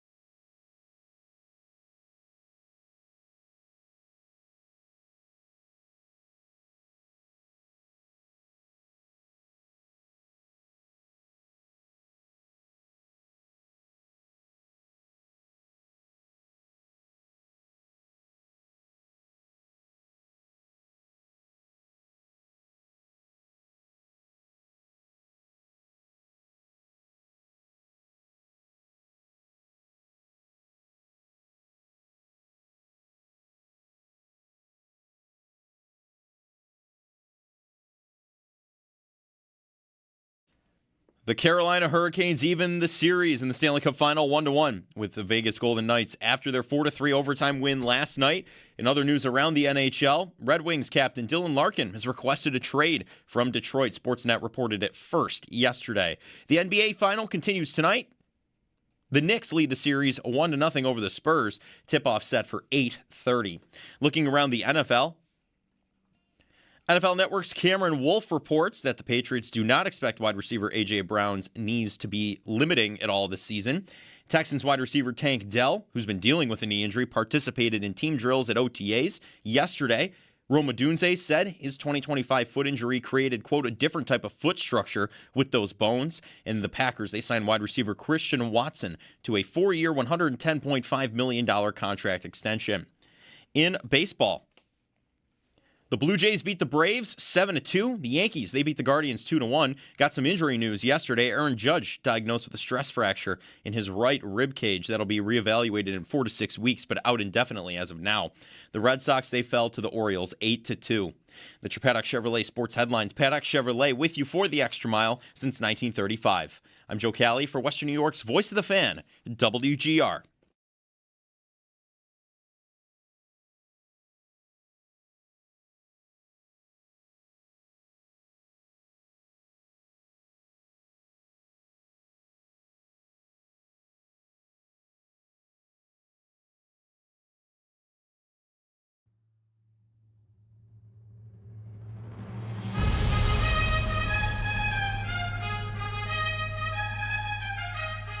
Oh, I know this music. What is it? This is the Lombardi Trophy presentation music. Oh, is that right? This is a YouTube stream moment. Because I'm holding a trophy right here, Joe. It was left for me by one Mike Show. The bad part is, this is where we're kind of screwed a little bit. If you're listening on the radio, you can't see the trophy. Meanwhile, if you're watching on the stream, you can't hear the music, right? No, whatever. So we're the only ones that have this is just both. This is just for you. Dynasty Trophy, Dynasty Championship. All it's going to do is motivate me for this year. Oh, good. I'm going to leave it right here over my shoulder for you to look at all year long. No, I'll probably take it home. We have our draft. You probably should take it home. We have our draft tomorrow. Meanwhile, Joe, Kelly, and Owen, their Dynasty Startup League, they're starting one up, 12 people. Mm-hmm. Joe said I've got an open invite still, which reminds me I want to bring up something from last time we talked about starting up this Dynasty League. Somebody in the YouTube chat said something that I didn't get a chance to respond to, and I'm here to respond to it like 3 weeks later. Uh-huh. Also, I want to talk to you about Christian Watson for a moment. You can give us a call on Dylan Larkin and the idea the Sabres could make a trade for him. We've talked about him a lot this morning. If you missed Kevin Allen of Detroit Hockey Now, we did that at the top of the hour, 7 o'clock, and we'll talk to Paul Hamilton coming up at 8.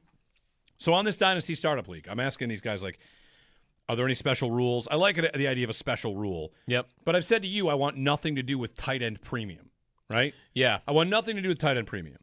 And someone in the chat wrote in, tight end premium is standard now, that I sounded like an old person. To which I would simply say, if tight end premium was standard, they would just call it standard. But it's not. Well, right. It's tight end premium. It's not standard. You have to tell people that there are separate rules for tight ends. Right. Don't tell me it's standard. It's definitely not standard. I mean, I think there are more leagues without it than there are. It's a high percentage, though. I mean, I bet a third of leagues at this point are doing it. I don't want nothing to do with it.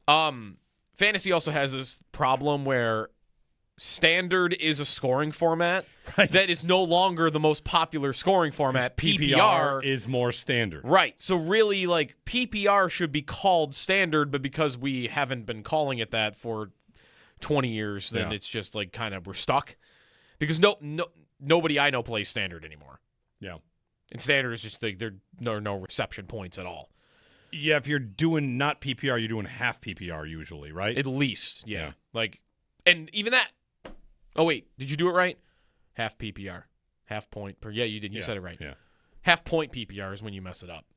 What's your problem with tight end premium again? I don't want to give them any sort of you give the receivers and the running backs more than the quarterbacks get for touchdowns and whatnot. The tight ends and get, yards and the tight ends get the same as the receivers and the running backs. Position players all get the same. Why can't I have an RB premium league? Should I have a fullback premium league? But why would I? Ooh, a fullback premium league. How about a tackle-eligible league? Let's do that. You draft a tackle. If you have a tackle that scores a touchdown, it's 100 points. An O-lineman fantasy league. Now, there's an idea. Yeah. Is it a good idea?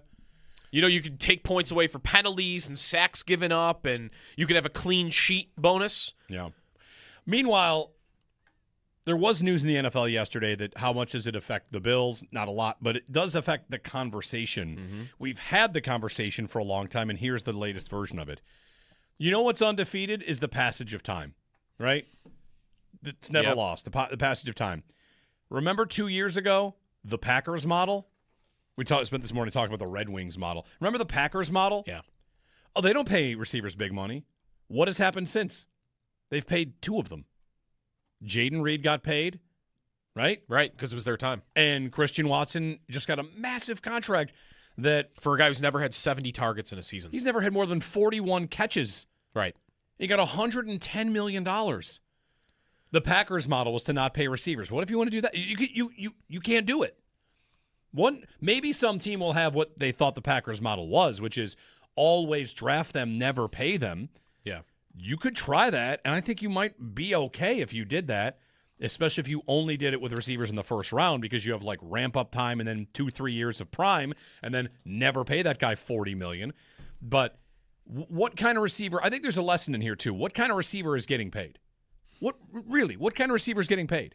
Isn't it more often than not the outside guy that gets vertical? Yes. This offseason especially, that's been happening. Think of Alec Pierce getting a big deal also. Those guys are getting paid. Right now in the league, you have, I think, 2 trends in terms of what offenses want. They want tight ends right now, right? Darnell Washington got a big contract. Yep. All the tight ends, even blocking tight ends that went in the draft earlier than expected. And then if you are an outside receiver that can get down the field, you're going to get paid. Yeah. You're going to get 10 chances, and you're going to get paid. MVS getting 10 chances to be on teams. Brandon Cooks on this team again. I mean, Cooks should probably sign somewhere if he still wants to play for $3-4 million. He'll have a spot. He should. He got vertical for the Bills all the time. Granted, maybe it didn't connect as many times as you wanted to. But, man, a guy that can get open down the field, that's why Christian Watson gets paid. Yeah, the Packers model to me was – it was always a TBD about what they would do with the money. I mean, I always felt like they were going to pay somebody, a couple of them. It was more, we are just going to draft a bunch of them, and we're going to count on that we're going to hit on a few. And we don't have to hit on all of them. We have to hit on 3. Yeah. And in the last 5 drafts, like since they picked Christian Watson, it's a second-round pick, a 4th-round pick, a 7th, a 2nd, a 5th, and a 7th, then a 1st and a 3rd last year. On receiver, Matthew Golden. Yeah, like a lot of draft capital they've been spending on it. And, all right, Jaden Reed's pretty good. Christian Watson's pretty good. Matthew Golden's pretty good. All set. And they're young, and they're good, and they're fast. Yeah. And we had the benefit of them being cheap. And reminder, when they sign these extensions, they're not expensive right away. Like, what's Watson's cap hit going to be this year? It's not going to be preventative from them doing other things. No. So they buy themselves with the rookie contracts and then the couple of years of a cheap extension before it gets expensive. I mean, Watson was drafted in 2022. He's not going to cost them a lot of money until like 2028. You get 6 years. You draft them. They're cheap for like 6 years. Yeah. And that, to me, has always been better than, not to compare everything to DJ Moore, but like DJ Moore's expensive right away. Versus you draft a guy, you might get him for cheap for 6 years. Yeah. When Watson's not, I don't think Watson's a better player than DJ Moore. No, not at all. But right. The real way to exploit this market is to draft them, of course, as we've talked about a million bajillion times. That to me is the Packers model. You draft them. They drafted a lot of them. And with Watson, here's a fun fact on. He also hasn't played a lot, by the way. Like, so you look at Watson like per game, and he's a better player than when you just look at. Well, he's never had more than 41 catches. He has a higher yards per route run than George Pickens. Wow. He just doesn't play. So Injuries. that's one of those. If you get him on the field, their offense. I saw Brett Coleman of the Bootleg podcast. I love Brett Coleman. Does incredible work. He said it's one of these. Think about it like this, which I always like to push back on those, but I'll bring this point that Brett brought up that I liked. What does Christian Watson really do for them? He's a $28 million receiver who makes their $20 million tight end into a $30 million tight end. Christian Watson is the thing that makes Tucker Kraft open all over the place. Yeah. You have a field stretcher that makes it harder to defend. and they're willing to just pay the price to get a guy that can just run past people because he does that all the time, Watson. And if he can stay healthy, they'll get there. But their offense, it's a little bit like if you remember when the Bills had Amari Cooper, it didn't really go great, but Brandon Beane pointed out that when Cooper was on the field, we had a touchdown more per game than when he didn't. And that's the Packers offense. They are just flat out better when he's on the field. And, I know you don't want to do this always with receivers. It's always about production. But why do they sign him? Because they think, what are we paying for? More points per game. Flat out, if he's on the field. If he gets 40 catches or 60 catches, our offense is going to score more when he's on the field. Right. And the Bills might end up doing this with Kincaid. When Kincaid's contract is up, they might give him a big number, and we say, wow, that's a pretty big number for a guy that only plays X percentage of the snaps. Yeah. But what are they going to be paying for? They might just ultimately we're paying for points. What we're trying to produce is points on the board, and if this guy on the field means points on the board, regardless of whether or not he's the one catching the ball, then we're paying for points on the board. Right. What will be interesting about Kincaid is something that the Packers, I guess, just decided they don't really care about. And that is where this is not a slam dunk signing. And if there's any criticism, I don't think so either. If there's any criticism of the Packers, it absolutely should be. They now have 2 wide receivers under contract at about, total value, $200 million that you can't trust to stay on the field between Jaden Reed and Christian Watson. They are injured guys. They're good, but they're injured.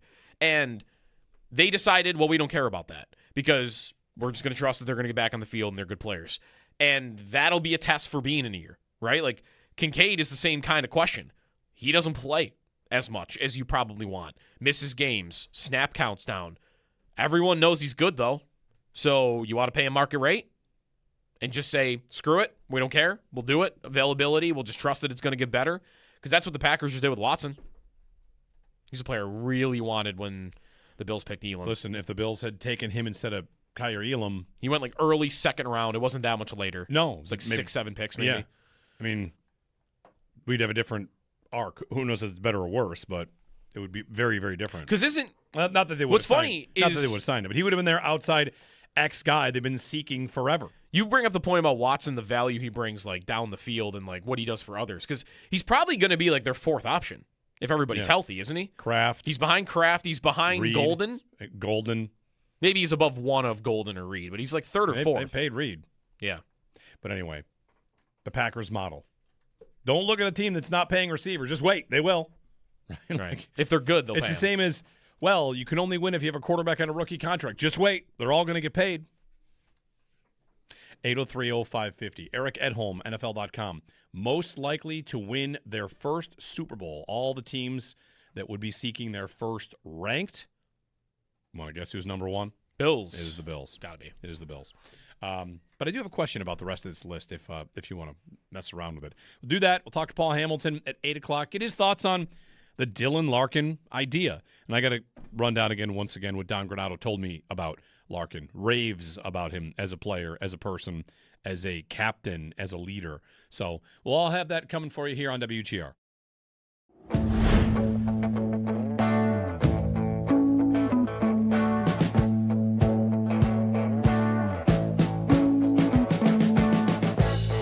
We've been living in sin so long. Remember a year ago when we talked about the idea of Tuck leaving and how embarrassing that would be to the Sabres because he grew up a Sabres fan, right? And what he means to the organization and that he's one of your best players. Larkin is like that on steroids. Mm-hmm. Larkin is from Detroit, or he's from a suburb of Detroit. He's from the Detroit area. He played collegiately at Michigan and then was drafted by the Red Wings. This is a Detroit, Michigan kid that has never left the state. I don't think, unless he left at some point to play junior hockey or something. But I don't think he's in Michigan. He's in a pretty good spot. Yeah, he's from close enough to Detroit that if you zoom out on the map, it's still darkened like the Detroit proper area. Right. He's from Waterford Township. Right. This is a hometown kid. I'm not sure if he grew up there, but I know he's born there. Detroit kid. Has been there for a decade. He's better than Tuck is. He means more to them than what Tuck means here. Tuck means a lot, but he is the face of your franchise for a decade. He's been great, and he's I'm done. I don't believe in this anymore. Ejector seat. Like, I've done it long enough. I mean, I also think about the Sabres for this. And, like, man, that could have been us. Could have been Dahlin. It could have been. You never know. Because you don't know what anybody's clock is. Every athlete, I think, on that level, a guy that's that good, has some clock. How long are they willing to go on a loser franchise before they're willing to say, I don't want to do this my entire career? And some guys are going to be longer than others. Like, we saw what Eichel's clock was, right? Like 5 years, 6 years. That's all I got. Dahlin, it was longer than that because he had already gone 7, and maybe he would have gone 10, or maybe this would have been it. I don't know what Dahlin's clock was or what Tage's clock was, but this guy, it was a decade. He gave them a decade of pretty darn good play as a number 1 center. And they was the leader of the team. They got close a bunch. And it's Yzerman. That's the other part of it. It's Yzerman is the guy he's got to look in the eyes and be like, I don't believe in this anymore. I'm out. Like, that is as embarrassing a spot, I think, as you could be as an organization, where the Red Wings are right now after he requests a trade.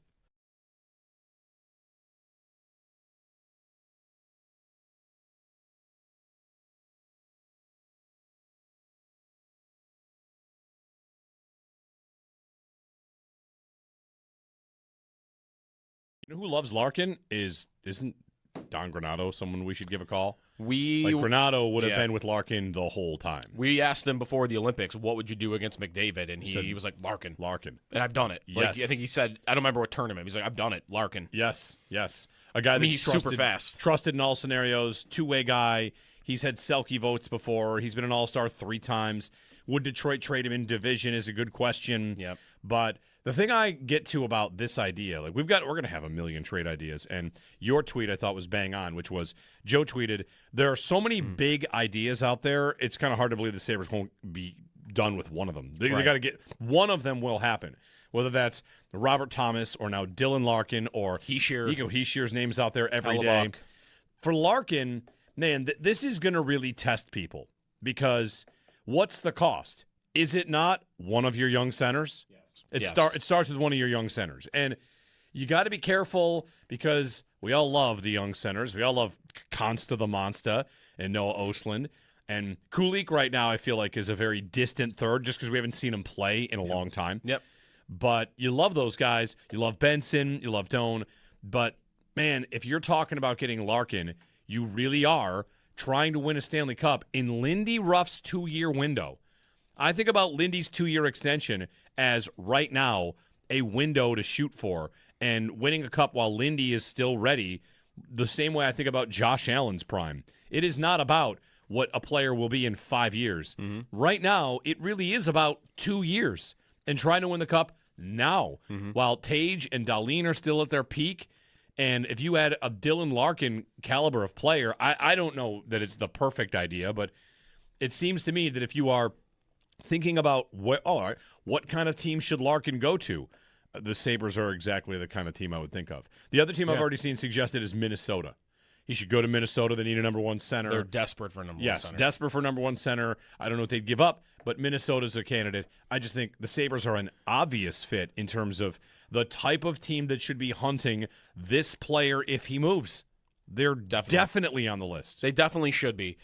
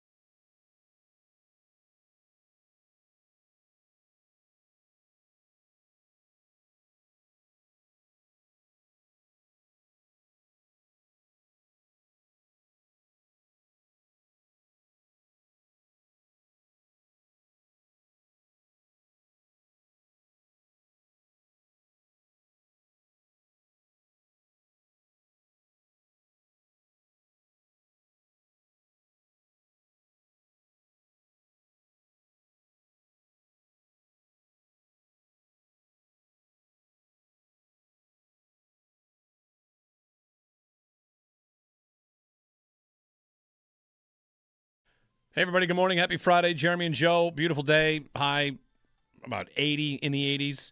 We're going to talk with Paul Hamilton on the other side. There's no direct Sabres news today, but there's another name out there in the trade landscape. We'll get his thoughts on Dylan Larkin, who has requested a trade from Detroit. Can we include the rights to Hockey Town? Ooh. How about that? You've got to take Hockey Town off your ice. Yeah. And we get to put We'll it on trade ice. you this, and we get Larkin and Hockey Town. We'll take that. Get Paul's thoughts on it next and see what he thinks Yarmo might be thinking. Also, another day closer. No news on Alex Tuck. 803-0550 to join us. We'll get Paul, get more of your calls, more of your thoughts here on WGR.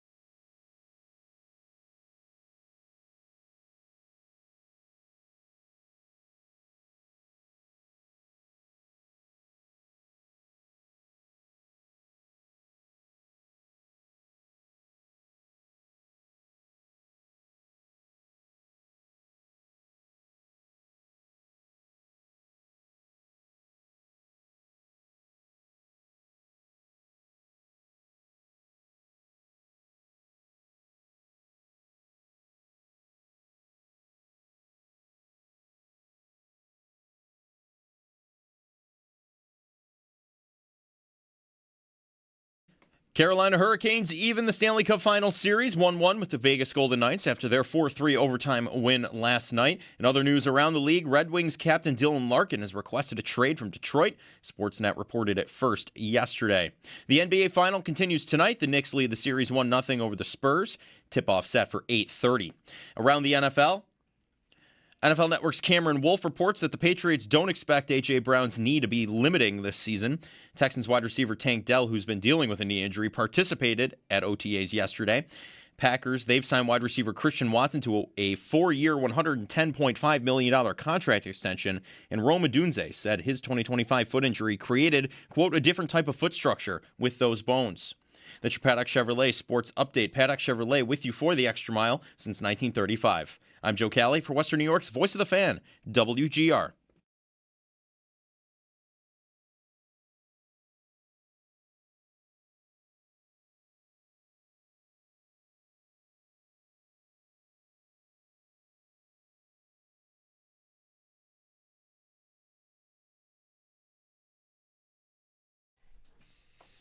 Paul Hamilton going to join us. His appearance brought to you by Relax Honda. Relax, we got this.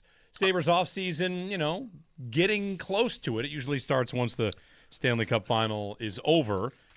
But we've got, a name out there to throw into the mix, and I wanted Paul's thoughts on it. Paul, good morning. Good morning. How are you? Before we get into it, Paul, here's your space here. Did the Yankees do anything crazy yesterday that we need to get out of the way right away? Are we good? They play the Red Sox tonight, so maybe tonight. Yeah, Judge is only going to be out, 4 to 6 weeks, so... that's going to make things interesting for them. I was just trying to I give it some thought. Do they make a trade then? Do they go try to get somebody?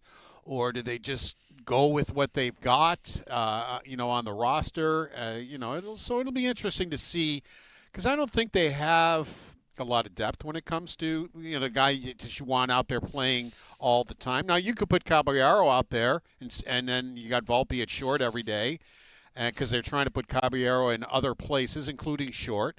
So you could put him out and right and ride with that if you wanted to. Okay. Does New York even care right now? They're busy with other things, with the Knicks. Yeah, they're busy with the Knicks. I noticed the game the other day. I turned it on, and there was nobody there. And the Knicks were playing. And they weren't in New York, but they still were playing, and that's what I got. It's like the Knicks are playing. That's why nobody's there. And you wouldn't put the game on there while the baseball game is going on, right? That's that too far? Okay. Maybe in the the between boxes innings? or in the boxes, yeah. Because I told you when I went to the A's game, we had really good seats, which included if you wanted to go into the Coca-Cola box, you could.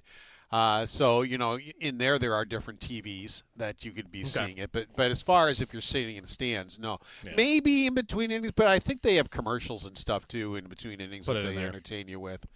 Yeah. Paul Hamilton on the Western Hotline. All right, Paul, so got you to talk about Dylan Larkin as an idea. I'm sure, this offseason is going to be about this kind of idea, right? Anybody that they can get, the best player they can maybe get. They are flush with prospects, players. I mean, let's kind of start there, if we could. They have a lot of guys signed, and Tuck still might sign, and Oslin, Kulik, and Hellenius, and on and on and on, and they nearly made a trade at the deadline. So just starting there, do you feel like the Sabres are in a really good spot to do something like this without making it about a specific player? Yes. I think it would be a good move. Now, you would probably move Josh Norris if you were going to bring in a guy like Larkin. Larkin has played on Team USA with Tage Thompson. So the first order of business, if the Sabres are interested, is you got to get Larkin to waive his no trade to Buffalo, which I would say nowadays is more of a good possibility.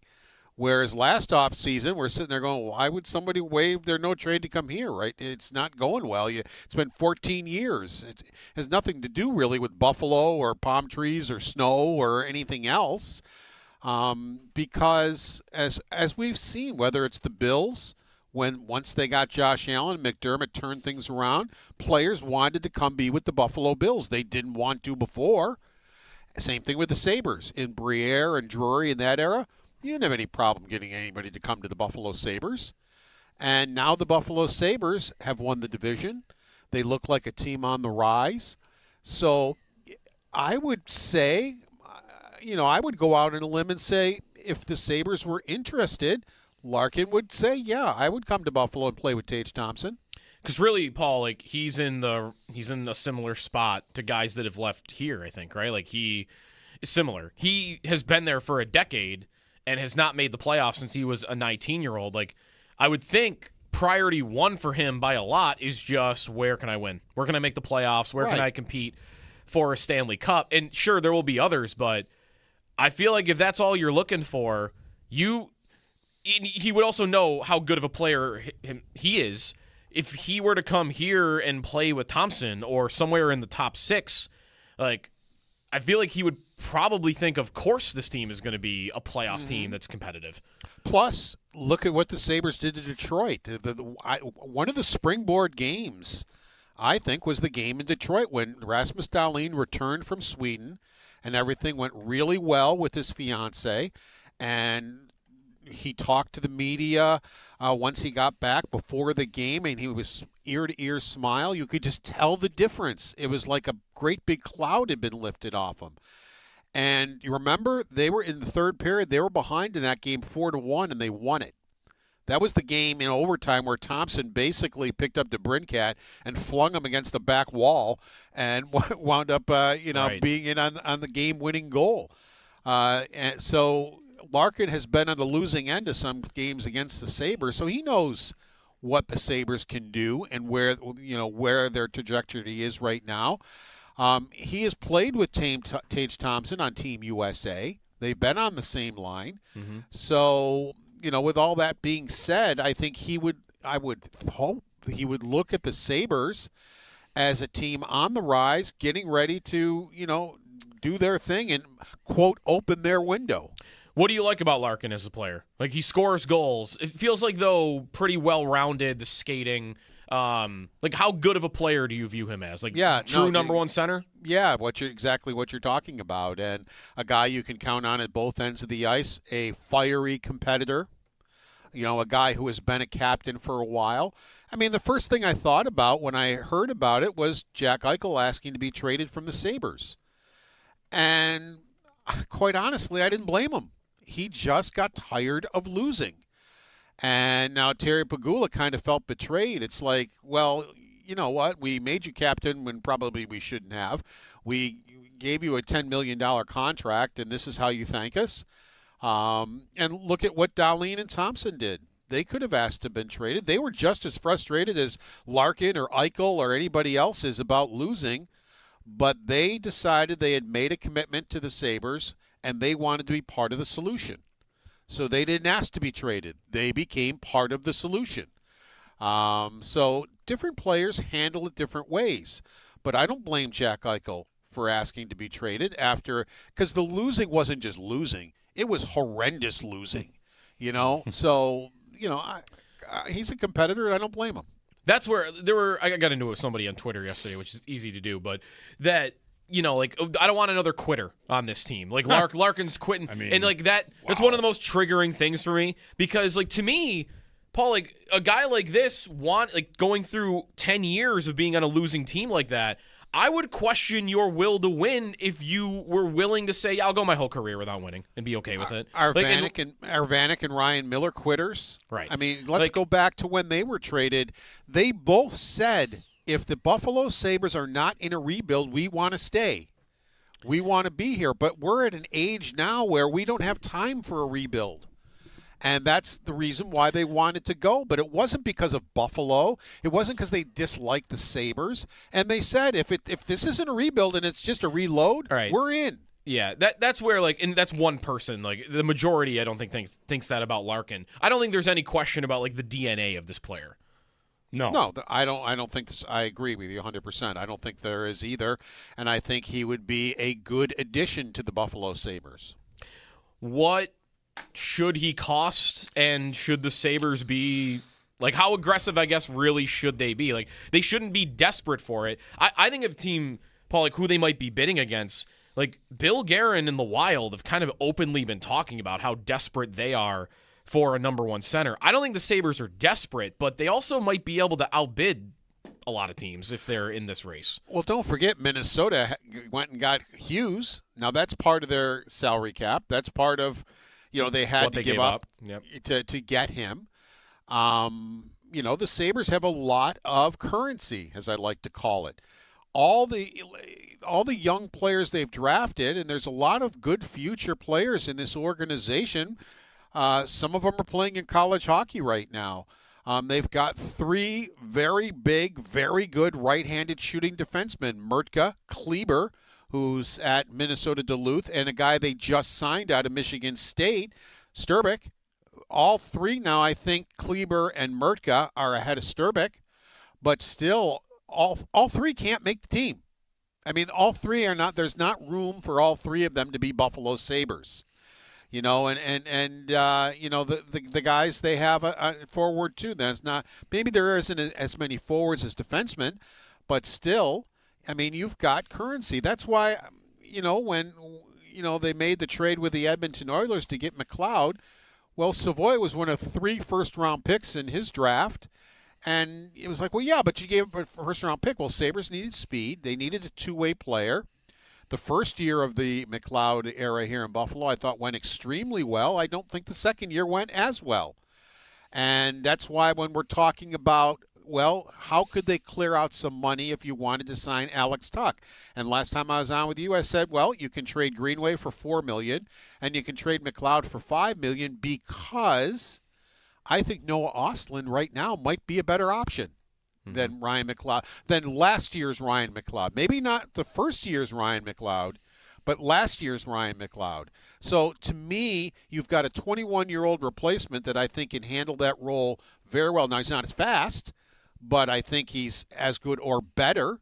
So there's $9 million right there that you can open up if you're looking to sign Alex Tuch. Paul Hamilton on the Western Hotline. Paul, you think, is Byram a piece at all, or do you think that Jarmo would really lock that down and kind of keep the identity of this team? Because to me, the top 4D could continue to be identity. Of course, maybe Owen Power is a conversation here. I don't know. I've taken Power off my trade target list, but you never know what Jarmo might be thinking. I think he kind of told us what he's thinking. As he mentioned in the at the end of the season, he believes you build from the back end out, and he loves the top 4. He believes the Sabres have the best top 4 defensemen in the NHL. That's why he wants to lock up, and he is told by Bo Byram he wants to lock him up long term. So I would say that Owen Power is off the table, even if Larkin is the trade. And just because of what he said with that. As far as if Byram's on the table, it depends what Byram's agent and what Byram told him himself and what his agent is saying. Are they lukewarm at signing a long-term deal? Do they like what's happening with the Sabres? Are they very interested in it? So I think that would dictate. But if Bo Byram is very interested in it, I would say probably not, unless you really, really think Kesselring is ready to jump into that top 4 if you were to get rid of Bo Byram, because that's why you acquired him in the first place, to be in your top 4. And if he plays anything like he did for Team USA or Utah, he's a very capable top 4 defenseman. Do you think that they are, to use the term truther, Kesselring truthers over there, that they think that, the Samuelson arc, he had injuries. He talked about that a lot at the end of the year, and he was in a bad spot, and then he found his game. Do you think there's a pathway where Kesselring, they envision that for him still? Yeah, I do. They know what he can do. I mean, Jarmo Kekalainen has forgotten more hockey than we know. So he knows what Kesselring is capable of doing. And I think the reason Kesselring was acquired as a top 4 is at the time, Samuelson finished the year last year, but it was also in a time where the Sabres really weren't in a playoff run. There wasn't a lot of pressure. So it was like, okay, maybe Kesselring is in the top 4. Maybe as a left-handed defenseman, Samuelson is your 5, type of a thing. Well, Samuelson, he finished that thought process very quickly. From start to finish, he might have been their best defenseman. And so that bumped Kesselring down.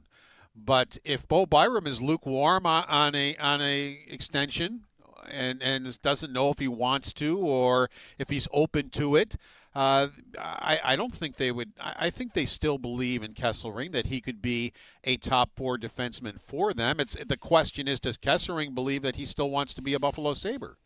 On that blue line, Paul, doesn't it just feel like Roddy Murka is like the guy to be traded this offseason? I mean, they already agreed to trade him, reportedly, at the deadline. And if that top 4 is staying intact, and you mentioned like some of their other defensive prospects that are on the way that could be third-pair guys in the future, like Murka was a top 10 pick. Like, if you're trying to make a big trade like this, I would hope it wouldn't cost you a Helenius or an Ostlund. Maybe it would, but I feel like nobody here would lose sleep if Murka was like the number 1 piece in a trade like that. I think because of Kleber. I think they think the two of them basically. I think they think the same about the two of them. Kleber is very well thought of, has played on Team USA, World Junior, the whole thing. I think they like him a lot. They like them both a lot, and they're both huge. And so that's why it's a little bit like Savoy. Well, yeah, Savoy was drafted with Ostlund and Kulik, and Savoy is doing very well with Edmonton. And in the first year, McLeod was doing very well with Buffalo, and I said it many times to you guys, what's wrong with both teams being happy with the trade? It wasn't you're trading Savoy because you think he's a bad hockey player. It's you got 3 first-round picks in that draft alone. Forget about Benson. Forget about Helenius and Murtka now. And it's like the Sabres needed speed and a two-way guy. And it's not like they don't need that now, but what I'm just trying to say, if you're looking for money to try to sign Tuck, and you can release $5 million from the salary from one player because you got Noah Ostlund sitting there who can play that role, I think, just as well or better at age 21. Why not? Why not do something like that? So I look at it as currency. I don't think they want to trade Murtka. But if you're getting Dylan Larkin, you got to give up something. So that's where I think a trade like for Murtka comes into play. It's of course not that the Sabres don't want him or they think he's going to be a bad player. I think and again, if you get Dylan Larkin and he helps you win a championship, okay, Murtka goes to the Detroit Red Wings and becomes a great hockey player. What's the problem here? Larkin helped you do what you want to do. You had to give up something, and he's done well with the Red Wings. I will say it again. What's wrong with both teams being happy with what they got? Paul Hamilton on the Western Hotline.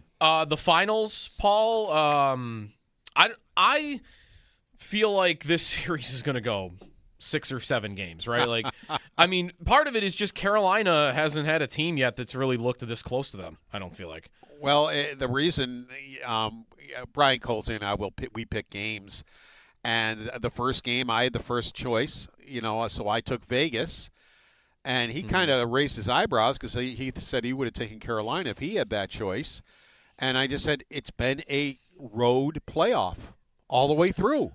Yeah. So that's why you have 2 evenly matched teams. Now, remember, Vegas was 13th in the league, where Carolina was 2nd.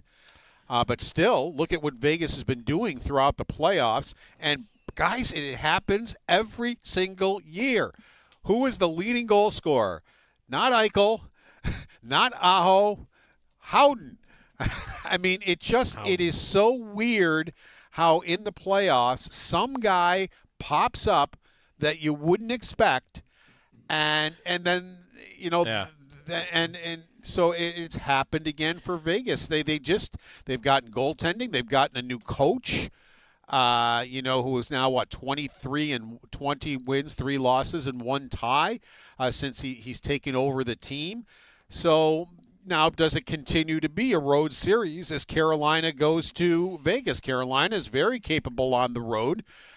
They went to Montreal and basically finished off the Canadiens by winning twice in Montreal. And so does Carolina now go on the road and take control of the series? Paul Hamilton.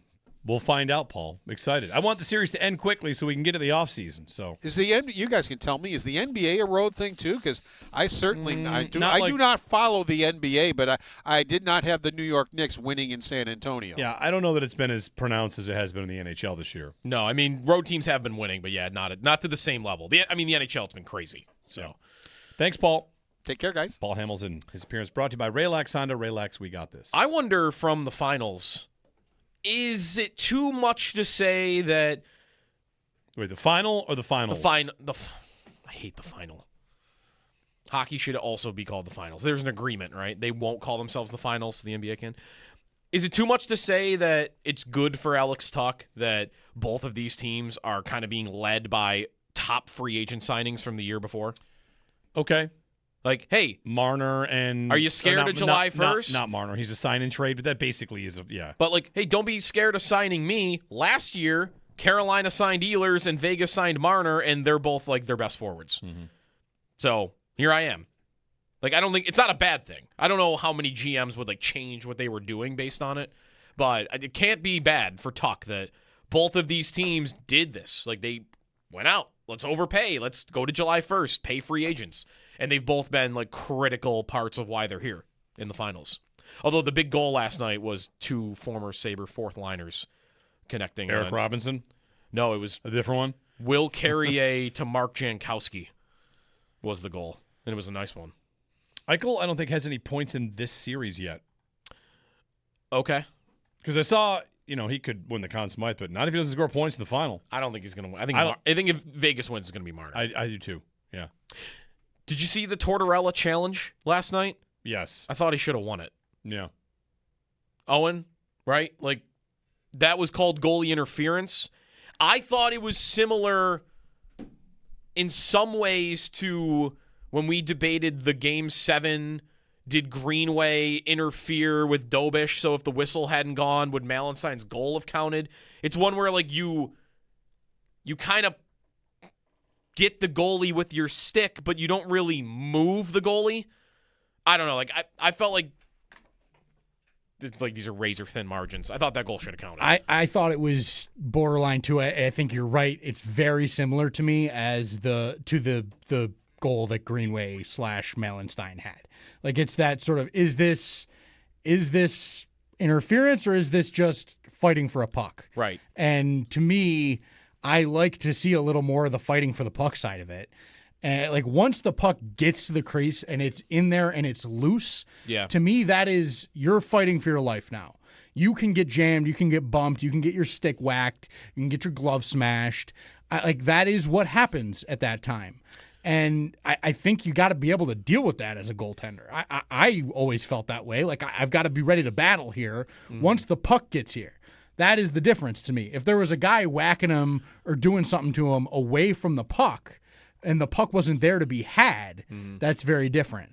But this is like he kind of almost covers it, and it's just a fight. And that's why it was so quick that's why, like, even though I kind of think those should count, like, I said after the Game 7 loss that I didn't think it would have counted because I think they would have did what they did last night, which is even though you didn't move the goalie, it's under him, and you hit him with your stick, and that kind of jars the puck free, we're going to call that goalie interference. But the problem with the league is I don't know if they would call that goalie interference every night. That's exactly. Thank you. Obviously, everyone knows that. That's the problem, is that me neither, and my whole point was we never got to find out because of the quick whistle, and that to me was egregious. We just wanted the review. Right. Yeah. Give me the chance because it's a coin flip.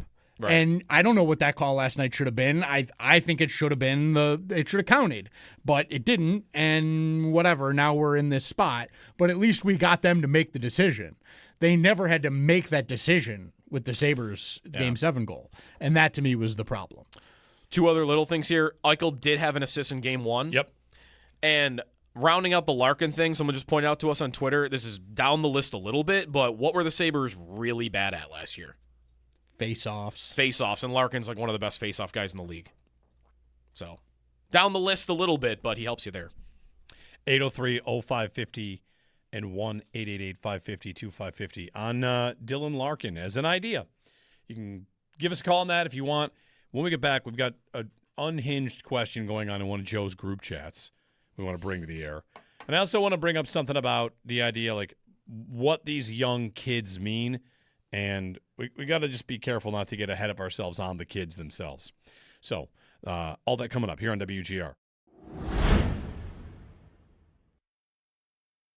For more comfort, Now's the perfect time to make yourself comfortable with a new electric heating and cooling system from Belknap. In Western New York, summer and winter bring extreme temperature conditions. Jeremy Make White yourself here for comfortable Wayland with Brewing Mitsubishi Company. electric heat pumps, designed to keep your home cool in the summer and warm in the winter, no matter how hot or cold it gets outside. Call Belknap today to learn more. I'm Gary Gorfel, president of Belknap. We work on your schedule. We don't charge more for weekends and evenings. That's why we say, give Belknap a ring.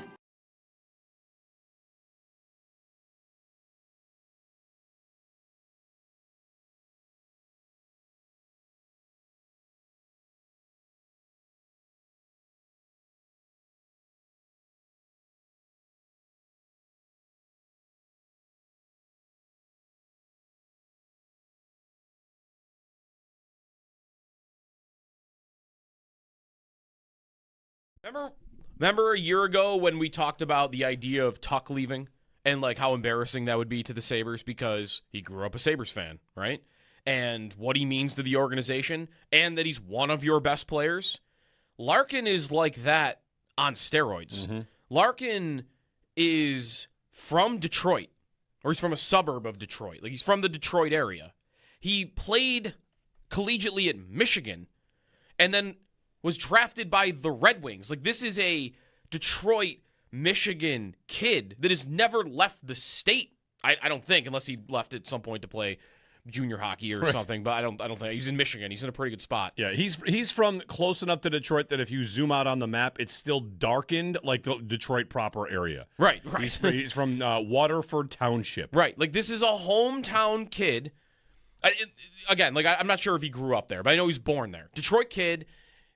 Has been there for a decade. He's better than Tuck is. Like, he means more to them than what Tuck means here. Tuck means a lot, but he is the face of your franchise for a decade. He's been great, and he's like, I'm done. I don't believe in this anymore. Ejector seat. Like, I've done it long enough. I mean, I also think about the Sabres for this. And, like, man, that could have been us. Could have been Dahlin. It could have been. You never know. Because you don't know what anybody's clock is. Every athlete, I think, on that level, a guy that's that good, has some clock. How long are they willing to go on a loser franchise before they're willing to say, I don't want to do this my entire career? And some guys are going to be longer than others. Like we saw what Eichel's clock was, right? Like 5 years, 6 years. That's all I got. Dahlin, it was longer than that because he had already gone 7, and maybe he would have gone 10, or maybe this would have been it. I don't know what Dahlin's clock was or what Tage's clock was, but this guy, it was a decade. He gave them a decade of pretty darn good play as a number one center. And they was the leader of the team. They got close a bunch. And it's Yzerman. That's the other part of it. It's Yzerman is the guy he's got to look in the eyes and be like, I don't believe in this anymore. I'm out. Like, that is as embarrassing a spot, I think, as you could be as an organization where the Red Wings are right now after he requests a trade.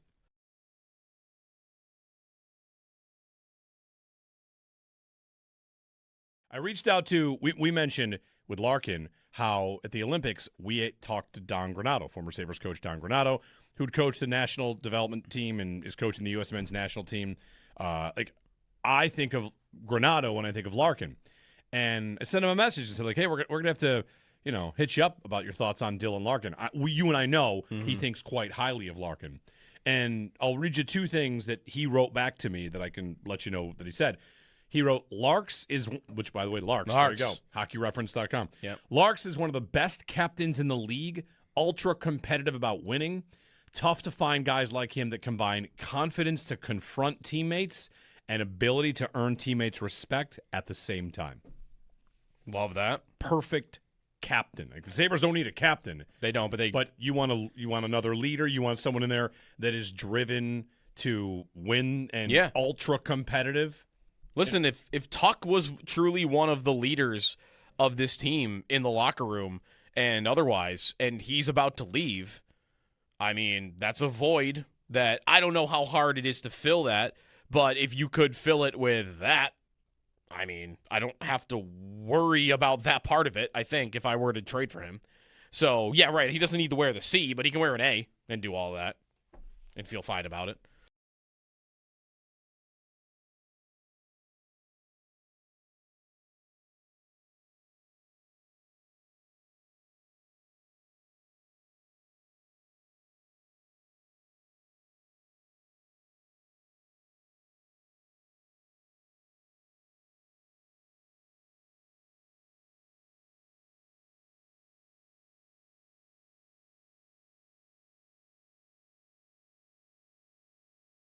Carolina Hurricanes, even the Stanley Cup final, 1-1 with the Vegas Golden Knights after their 4-3 overtime win last night. In other news around the league, Red Wings captain Dylan Larkin has requested a trade from Detroit. Sportsnet reported it first yesterday.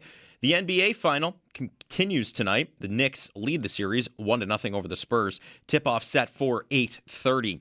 Looking around the NFL Network's Cameron Wolfe reports that the Patriots do not expect wide receiver A.J. Brown's knee to limit him this season. Texans wide receiver Tank Dell, dealing with a knee injury himself, participated in team drills at OTAs yesterday. The Packers, they signed wide receiver Christian Watson to a 4-year, $110.5 million contract extension. And Rome Odunze said his 2025 foot injury created, quote, a different type of foot structure with those bones.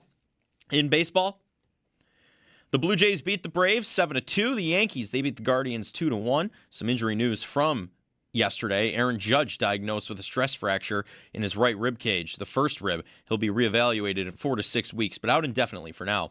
The Red Sox, they fell to the Orioles 8-2. The Paddock Chevrolet Sports Headlines. Paddock Chevrolet with you for the extra mile since 1935. I'm Joe Cali for Western New York's Voice of the Fan, WGR.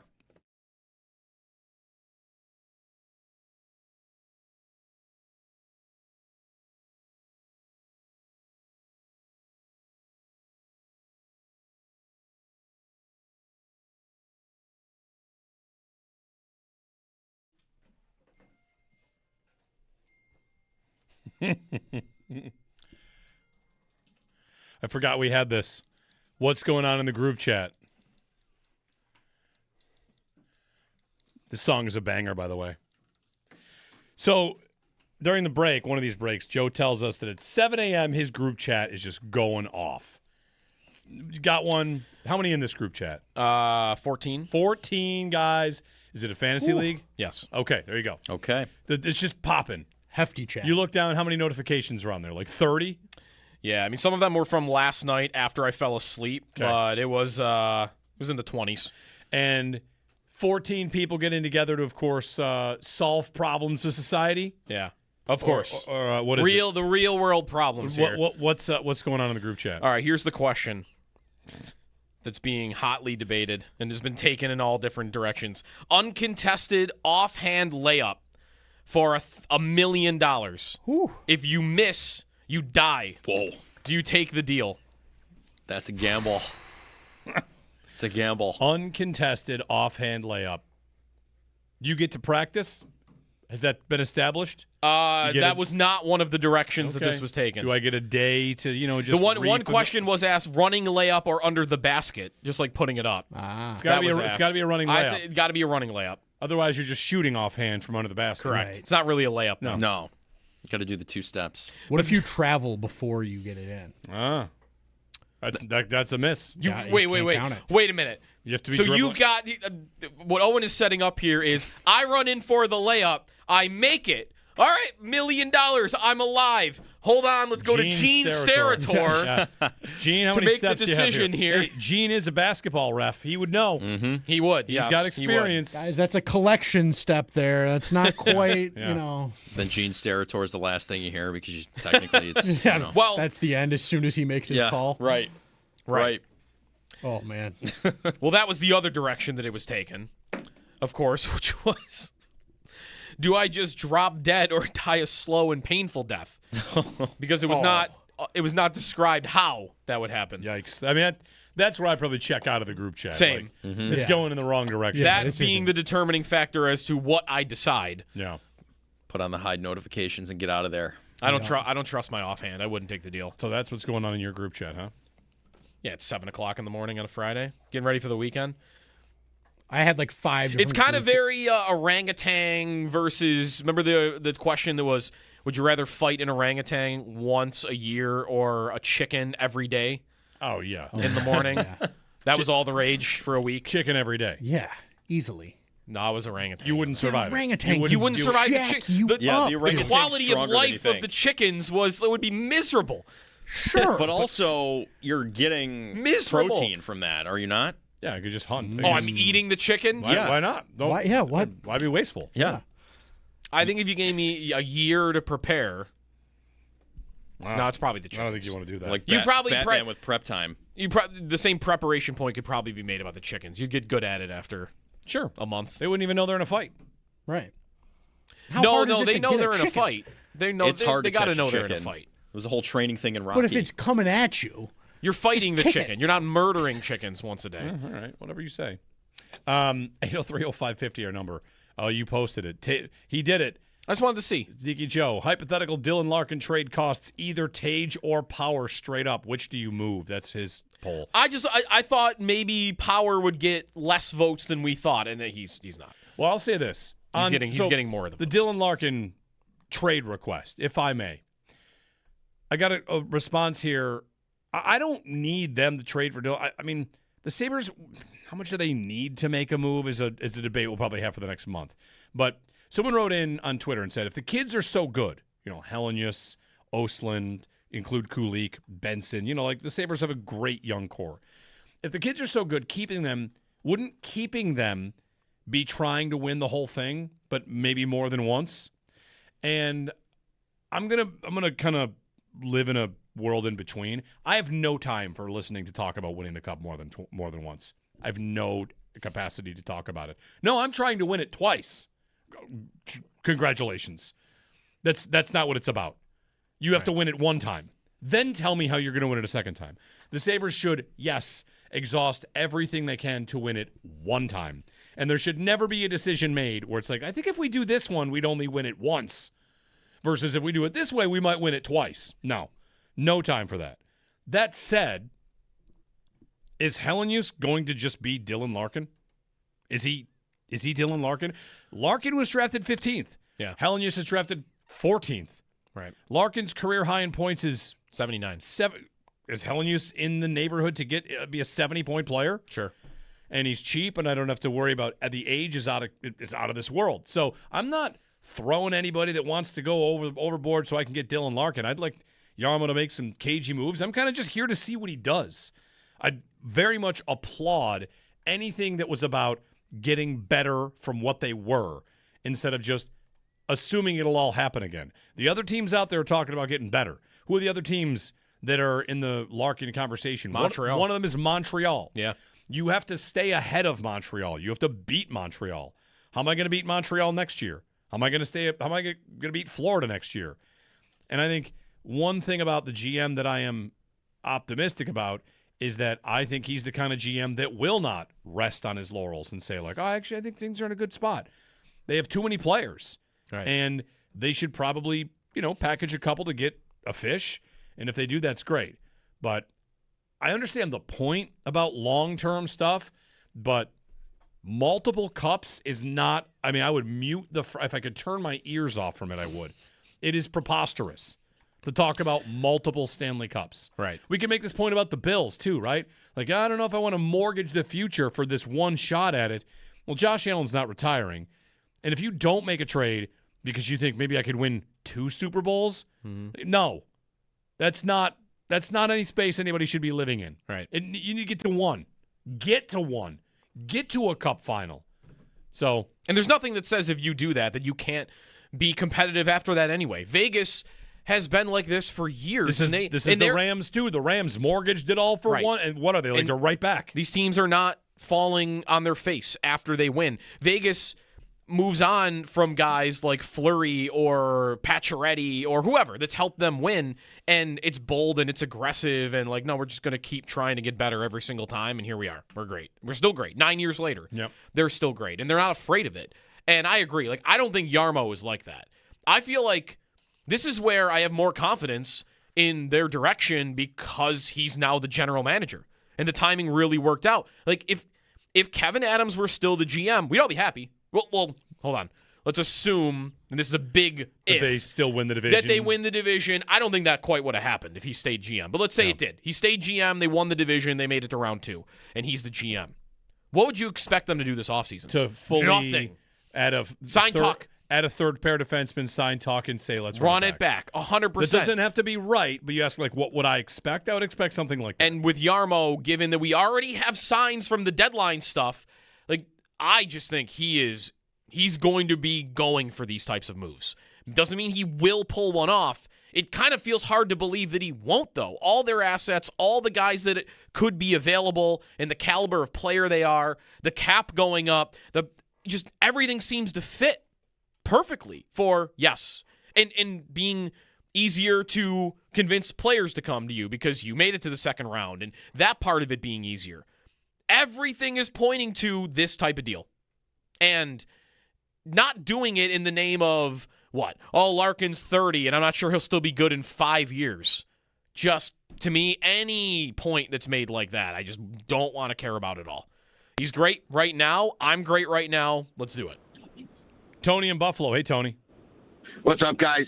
Hey, if you lined up all of the GMs in hockey and just did a fantasy draft of the franchises that they could pick, with forgetting about ownership, market, stuff like that, just assets that you have right now to go and build your team the way you want it without like anything really getting in your way. I'm not sure that the very first pick isn't the current state of the Buffalo Sabres. They can be in on absolutely anything they want to be in on, and they've got guys at every level, at every position. You need a potential top pair defenseman, all right, to make something go over the top. Great, we got Bo Byram sitting there for you.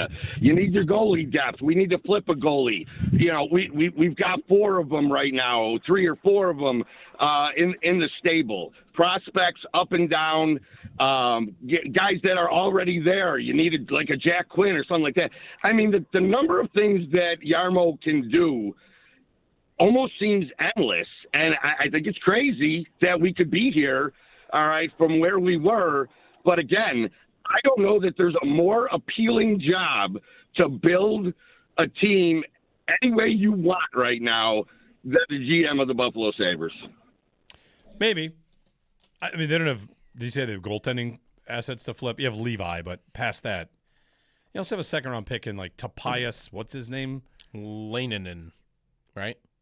Lainen. I think it's Laininen. Yeah, Tapias Laininen, I think, is – I'm not positive that's how you pronounce it, but yeah, he's had a good arc. Be careful not to fall into the trap that, like, a lot of teams have a lot of things to trade and deal. Like, Montreal's pretty flush.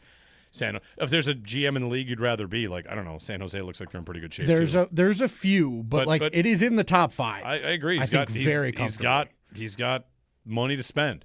You know, assets to spend. They've got forwards, they've got D, they've got prospects, they've got picks.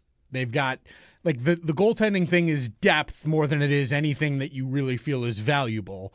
But a team in the league would trade for Alex Lyon. A team in the league would trade for Devin Levi. Like, those are assets that are there to be had. And I don't mind the call. Like, I think Montreal might be the one team that I would put comfortably ahead of them. Other than that, like, San Jose doesn't have D. They are in trouble on the defensive end. And like, they've got to go spend a bunch of money to get good there. And Buffalo does not have that problem anywhere, really, aside from maybe, if you want to argue about it, goal. Like, they've got enough talent up front. I know we think they could use one more sort of piece, but if you look at them, they are as well built out for long-term and short-term success as you could really ask for a team to be. And so I've been saying that since they got good, and I like that call. So 803-0550. Thanks for the phone call. Right, really, like it's an open book, kind of. Who on the team are you really like worried about falling off in the next couple? Like, you would if you signed Tuck. You should probably worry about somebody falling off because somebody will. I mean, listen, I'm not worried about Consta, the monster, falling off, but there's a scenario where actually he's not as good as we all think he is. But like, by where they are in their careers, like, you're right. The odds of somebody having it, because you have so many guys, like, yes, that's definitely going to happen. But somebody where, like, you should be thinking about it. Like Zucker, you should be thinking about it, right? Him scoring 20 goals last year, how much longer is he going to do that? He's 34 years old. Like, that's absolutely, and he's only got 1 year left, so maybe you don't have to worry about it anyway. That's somebody, though, you would think about it for. But anybody else that's like tracking towards like, all right, we're getting to that point where, like, I don't know. Like, I might bring Norris up just because I don't know what type of shape his body is going to be in as he approaches 30. But other than that, like they have a team that nobody's really headed towards the cliff except for the guy you would pay $10 million to if you were to keep him. Right, should be the start. 803-0550. Nick the Railbird from Batavia Downs joining us coming up in the final hour as well for the Belmont Stakes, which are this weekend. Not at Belmont, though. Of course, right? Belmont's going, Saratoga? Yeah, undergoing all the renovations, but the Belmont Stakes will run just the same. So if you want to get some horse info, that's coming up in the final hour of the show. Jeremy and Joe on WGR.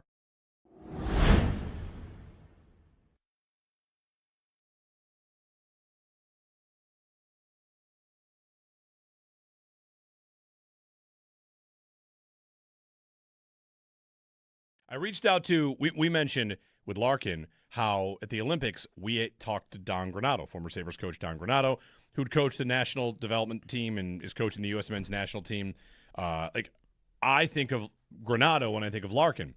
And I sent him a message and said, like, hey, we're going to have to, hit you up about your thoughts on Dylan Larkin. You and I know he thinks quite highly of Larkin. And I'll read you two things that he wrote back to me that I can let you know that he said. He wrote, Larks is, which, by the way, Larks. There you go, hockeyreference.com. Yep. Larks is one of the best captains in the league, ultra competitive about winning. Tough to find guys like him that combine confidence to confront teammates and ability to earn teammates' respect at the same time. Love that. Perfect captain. Like, the Sabres don't need a captain. They don't, but you want another leader. You want someone in there that is driven to win and ultra competitive. Listen, if Tuck was truly one of the leaders of this team in the locker room and otherwise, and he's about to leave, I mean, that's a void that I don't know how hard it is to fill that, but if you could fill it with that, I mean, I don't have to worry about that part of it, I think, if I were to trade for him. So, yeah, right, he doesn't need to wear the C, but he can wear an A and do all that and feel fine about it.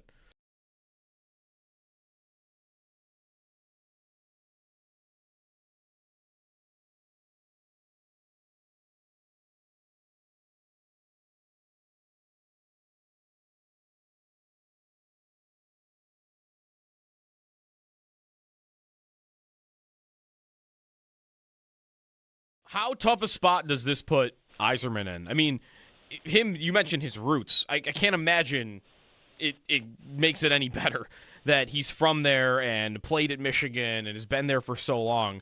How tough a spot is Yzerman in, and what really should he be doing going forward here?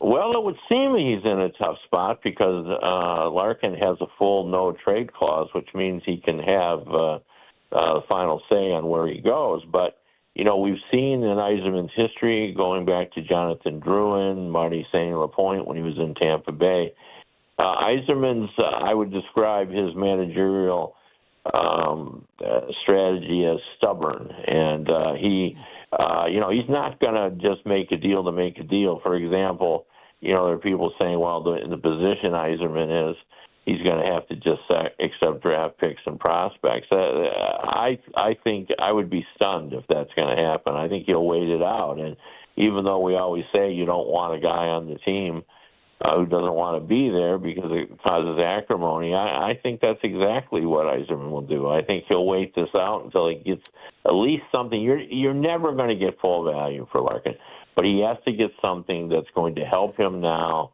If they lose, they're already looking for a number 2 center, so now you take the number 1 center out of their team, and they're in trouble. And being in a bad position also includes is what's Patrick Kane thinking today? The Buffalo native who, the Red Wings expect him to come back. Well, is he going to look at this and say, maybe I better go elsewhere too? So, there's a lot of ramifications here. There's a lot of moving parts.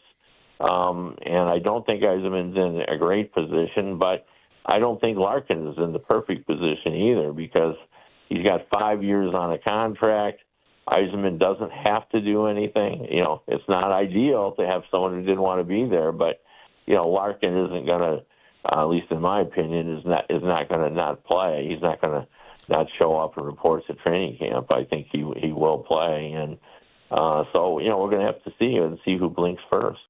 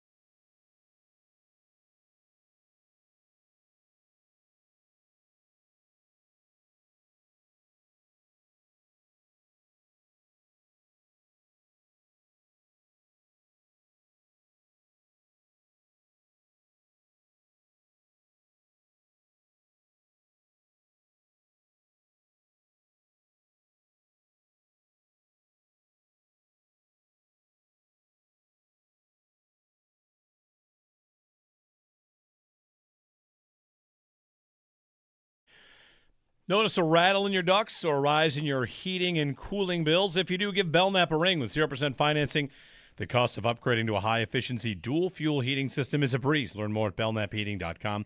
That's belknapheating.com. Go green, save energy and money with Belknap. Schedule a free estimate on your new installation. Give Belknap a ring at 688-1728 for more comfort and less ka-ching. Give Belknap a ring. We need like a World Cup story of the day. Shouldn't there be something every day? Whether it's Mo Salah, they're in Cleveland, they're practicing in Cleveland. How about Norway? Did you see their photo for the World Cup? Yeah, the Viking. It's a Viking ship, and they're all with shields. That's enough to make me want to root for Norway. It's a cool picture, but I'm not going to root for Erling Haaland. Otherwise, I'd love to root for Norway. Right? Yeah. When have they ever been good at soccer? Ever? Not that I remember. I mean, are they only good because of him though? And Ødegaard and him. They're both pretty good. A FIFA ticketing error allowed 60 fans to purchase tickets for $0. Oh, do they get to keep it for $0? Probably not, right? Though, how about this? Though the tickets will remain reserved for now, those fans have been invited to pay the proper amount. Oh. Well, no, thank you. That's fine. I'd rather not. Sir, would you like to come and pay the proper amount for this ticket? No. No, thank you. Luke in Silver Creek before the break. Quick. Hey, Luke. No, Luke. Sorry, Luke. We'll try again. $0 tickets. What's not to like? Do you see how different the U.S. odds are? This is probably predictable, right? How different they are here versus overseas. Oh, let me guess. They're like half. Yeah. Or twice. How would you frame it? They're 50-1 here, and they're 100-1 overseas. That sounds just right. because people are betting them. Yeah, that sounds right. So really, like you should consider them like a 100-1 shot to win the World Cup. It'd be like the biggest upset in the tournament's history. Probably. I gotta get looking at all the uniforms again. Familiarize myself with all the kits. The U.S. has the flag stripes. Yeah, good uniform. Yeah, I think it's good. I think it's good. No navy. No. Oh, wait, are there blue ones navy? No, they're lighter blue, aren't they? We're less than a week away from the start of the tournament. It'll be Thursday, 3 p.m. Happy Friday. Back with more of your calls on, a Dylan Larkin idea, whatever you want to throw at us here on a Friday on WGR.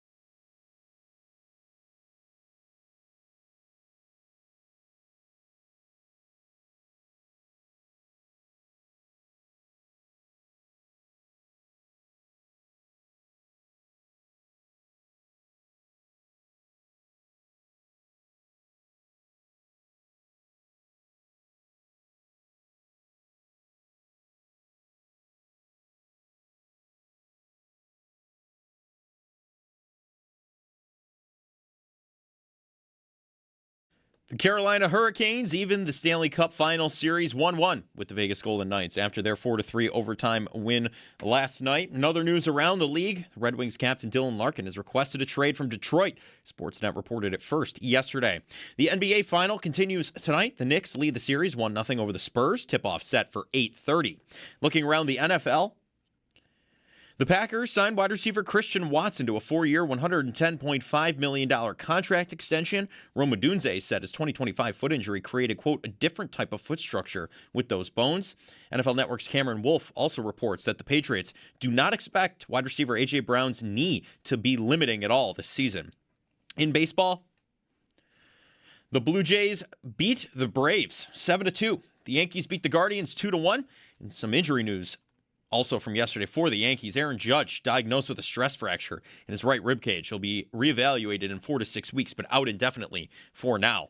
The Red Sox fell to the Orioles 8-2 as well. That's your Paddock Chevrolet Sports Update. Paddock Chevrolet with you for the extra mile since 1935. I'm Joe Cali for Western New York's Voice of the Fan, WGR.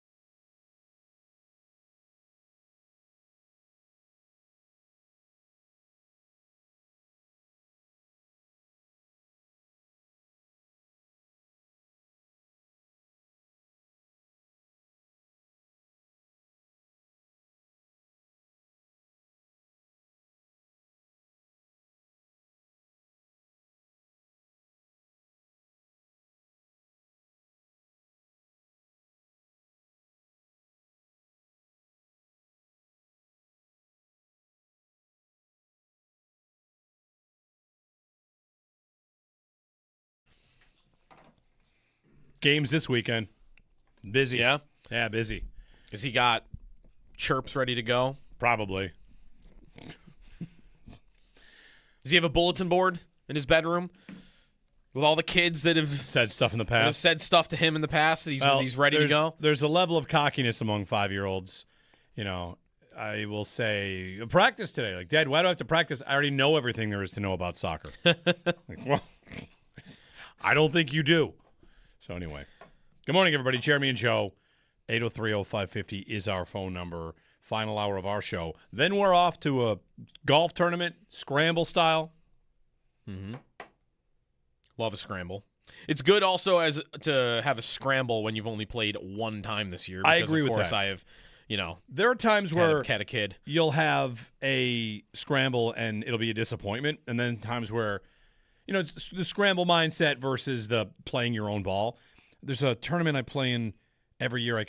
Every year I get there, I forget. Oh, we all play our own ball here. It's a nice course. It's Moonbrook down in Jamestown, if that's all the way down to Jamestown. Whatever, Moonbrook, great course. And oh yeah, I'm playing my own ball. Good. I'm excited. I don't get to play this course that much. Versus, actually, I'm not feeling all that great about my game today. I would love to just blast the ball into oblivion and say we'll try the next one. We'll use Joe's shot. We are playing. A source tells me we have on our team a 6 handicap, which is pretty good. A 6. What's the best player you've ever played a round of golf with? Didn't we play with somebody who was like a 2? I played with someone that was a +2 once. I've played with someone who's a 2, and that might be the best that I've played with that I can remember. You played with a +2? A +2. Isn't that approaching like... Yeah, he played in college. Like he was... Yeah, college. I was going to say, not tour guy, but... No, +2. Yeah. It felt like I should be giving him money. Wow. Look at that shot. Here's $20. Here. We're not even playing a game. We're not even betting on anything. I'd like to give you this. No, this is like I should have bought tickets. It's like a tip. Yeah. I should be charged to watch I'm paying tickets to watch you, yeah. I come to this place. It makes me mad. It doesn't really make me that mad. But all right, we're going to be in a scramble. We're going to try and win this thing. Is there a trophy? I don't remember if there's a trophy. I don't know. Get it right in here. Get that trophy I think, right isn't in this it, room. like, does everyone get a little trophy? There are 4 little trophies? Maybe. That'd make more sense in a scramble, because if it's one trophy, who gets it? That's right. Whoever the MVP of the team was? I don't. Oh, last year I do. I feel like I remember. Chris Trapasso's the ringer. His team won last year, I believe. Yeah? Yeah. I was texting with Chris yesterday. I finally took the plunge. And? Cold plunge. Oh, you're cold plunging. First time. It was great. Yeah? I loved it. Chris is a huge... Chris Trapasso's been on the show a lot. Is like go-to expert cold plunge guy. You have a tub now? No. I went to a place that has a tub. Okay, you can just get in? I know a place that has a tub, yeah. Yeah, I didn't want to... I might get to buying one. I don't want to buy one without... Trying it? Yeah. So how long you last? 5 minutes. Is that how long you're supposed to last? They said you could go 3 to 10 minutes, and if it's your first time, stay closer to 3. I made it to 5. Okay, and then you just had to get out, or you were. And then my legs were totally. If anyone has ever done this before, they're probably like, "Yeah, this newbie." I got out and immediately I can't feel my legs. Something's wrong. Yeah. And they're like, "No, your legs are supposed to be numb after." I'm like, "Okay, good." You're supposed to. Was I in too long? Because I wasn't used to it. There's something wrong. Nope. Fine. Okay. In preparation, big tournament today. Yeah, you got to be in peak. You want to make sure your inflammation isn't going to be an issue, right? Right. Exactly. So I'm ready to go, even though I haven't swung a golf club more than one time. And well, I guess technically I swung a club 95 times. True.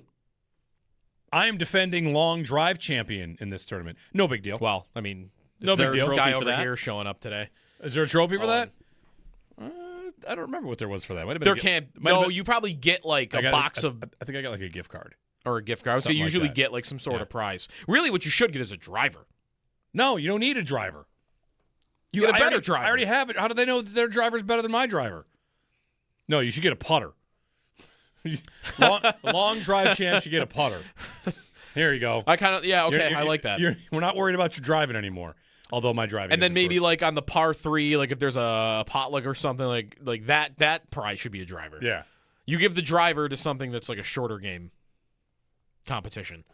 That makes sense. Love a scramble. Yeah. In this is the Bills Media Golf Tournament. I have the Triple Crown. I've got a longest drive, a closest to the pin, and the tournament win over the course of the last 10 years. I got it. Is there anything else? I'm a Hall of Famer. They should fit me with a jacket. Hall of Famer. I'm totally kidding. 1 win in 10 years? No, I think maybe 2. 2? Maybe 2. 2 rings? Trapasso. I went with Trapasso and Were you the best player on the team, though, or were you a passenger? There have been years where the format has changed, where they blended like your first, your second, and your third scores, almost like your flights. Been a lot of different formats over the years. Like, were you Jordan or were you Pippen? Were you Pippen or were you Steve Kerr? It depends. Like, if you're using handicap, you can be Jordan as a 12 or a 20. It's whoever plays That's true. above. All right, well, so with handicap, were you the Jordan or were you the Steve Kerr? I don't know. It's a good question. When Trapasso's on your team, Chris Trapasso's posting videos of himself trying to become a scratch golfer and like taking videos. Like he takes a swing. He's like, I didn't really like this swing. I'm watching and thinking, like, what is not to like? He's like 8 feet from the pin. Yeah, right. Like, oh, it turned over a little left. Yeah. We all have people like that. We get friends in our life that are much better golfers. And when they, So when we played with the guy who was a 2 last year, and maybe this was the same when you played with a +2, I feel like I don't want to congratulate him on shots because if he's 10 feet from the pin, and I'm like, wow, great shot, I'd be like, could have been better. Right.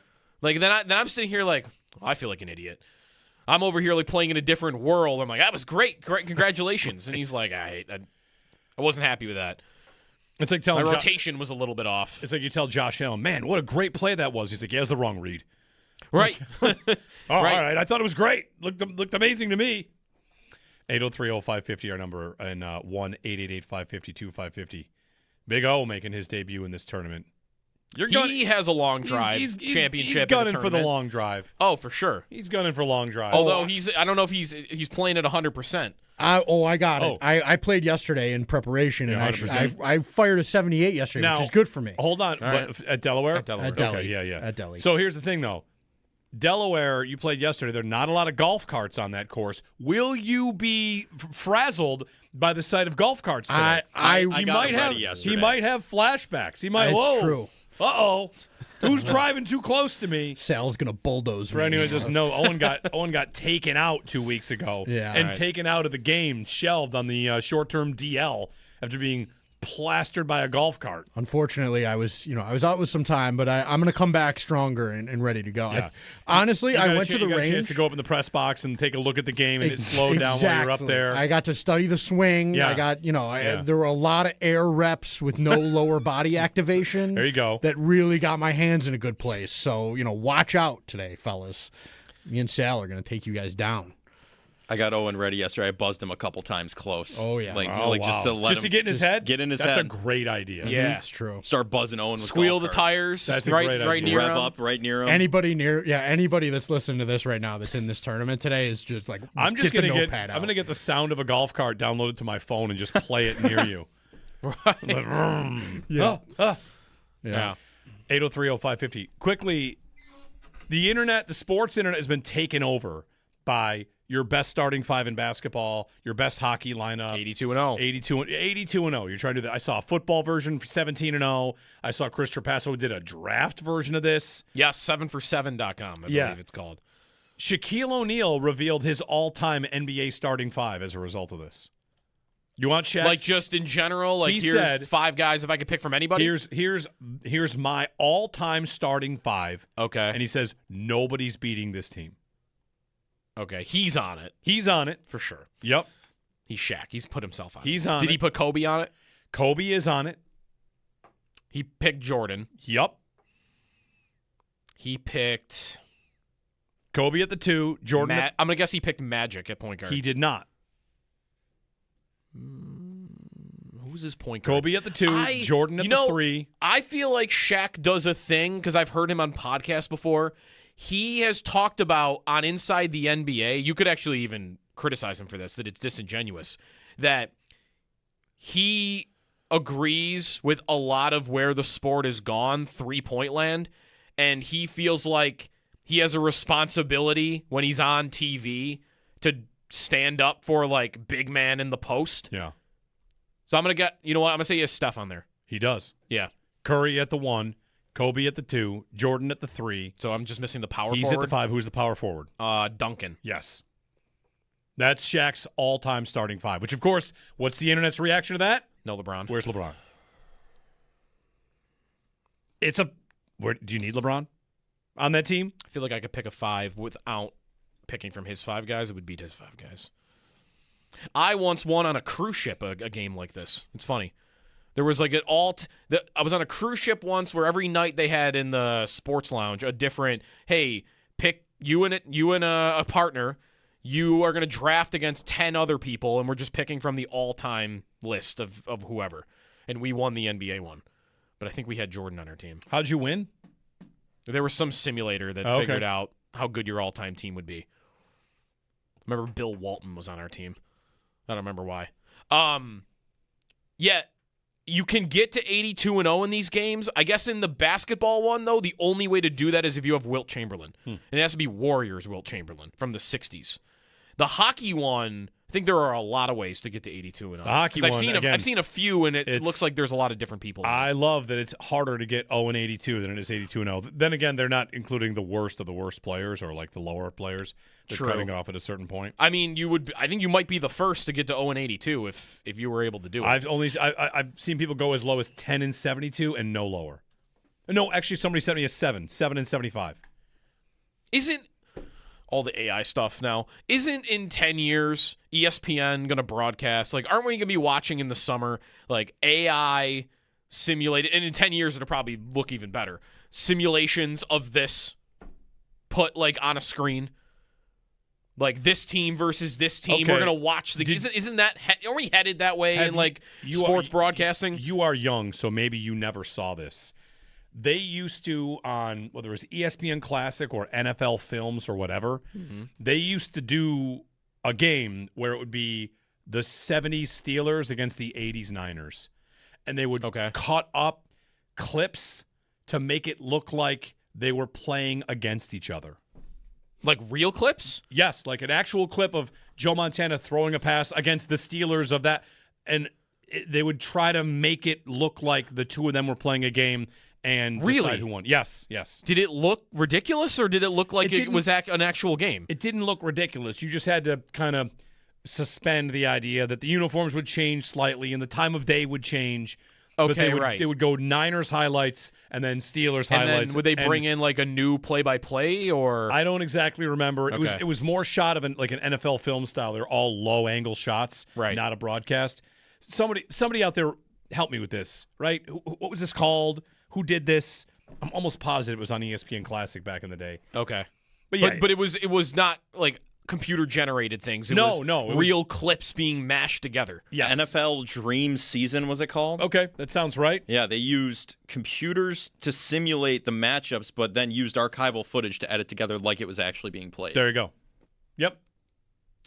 And it wasn't okay. It wasn't amazing to watch. It was just that's back in the day when not every single game in sports was on television. So you're like, what should I watch now? And you'd watch that. Someone just sent me that in 2001, Empire Sports did something called the Sabres Showdown at the end of the year, which was a fictional simulated matchup on the 2001 NHL video game between the 75 Sabres and the 99 Sabres. Yeah. And Rick Jeanneret and Jim Lorenz did live play-by-play. Wow. Of the game. I mean, I'm sure the graphics weren't great, but yeah, that's kind of what I'm talking about. But like on some magnified level at some point. Get some calls in. Luke in Silver Creek. Hey, Luke, good morning. Hey, great morning, gentlemen. Morning.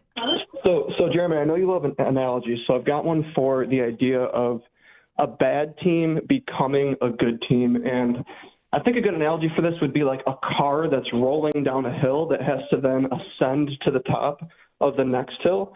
And aside from like the abstract, emotional, psychological momentum that you get from becoming a bad team and transitioning into a good team, you're also coming off of a spot where you have a lot of high draft picks, presumably.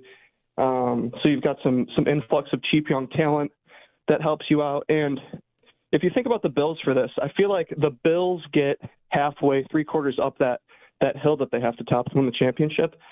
And then they kind of run out of gas, stall out for a second, and then they get a quarter of the way down the hill and then try to hit the gas again, refuel, get back up the hill, but they just don't have a ton of momentum because now the cap isn't on your side, your draft picks are lower. Mm-hmm. So with all that said, I want Brandon Beane to dust off the sunglasses since he's kind of put them in retirement, hand them to Yarmo, and let Yarmo put the sunglasses on, push this freaking thing over the top, and we'll park that car on top of the hill and finally have a world championship next year. Luke, I have thought about this. Like, we've got our studio in here. It's not exactly like a perfect television studio, but like in true Pat McAfee or PTI style, I have thought about a Bean and a Yarmo, and only one of them gets sunglasses at a time. Like a belt. I love that. Because Yarmo, there are pictures of him wearing sunglasses. Like, who is the sunglasses GM right now? And then a trade gets made. Like, are we moving him? Or does nobody have the sunglasses? Yeah. Should we do that little visual thing? I love that idea. We should do it. I think right now you can't really. I think right now, like you might, like you said, neither, because Yarmo is trying to do it, but he hasn't done it That's yet. right, not yet. And he's going to get those sunglasses if he makes a big trade this offseason. You could argue Bean for the Moore trade. I don't think I wouldn't do it. No, I don't think I would do it. Not every trade is sunglasses worthy. I don't think DJ Moore is sunglasses worthy, personally. Because it's a lot to pay. He was the you would want to of that position that got moved this offseason. He's third in price paid. Waddle, right? AJ Brown, DJ Moore, right?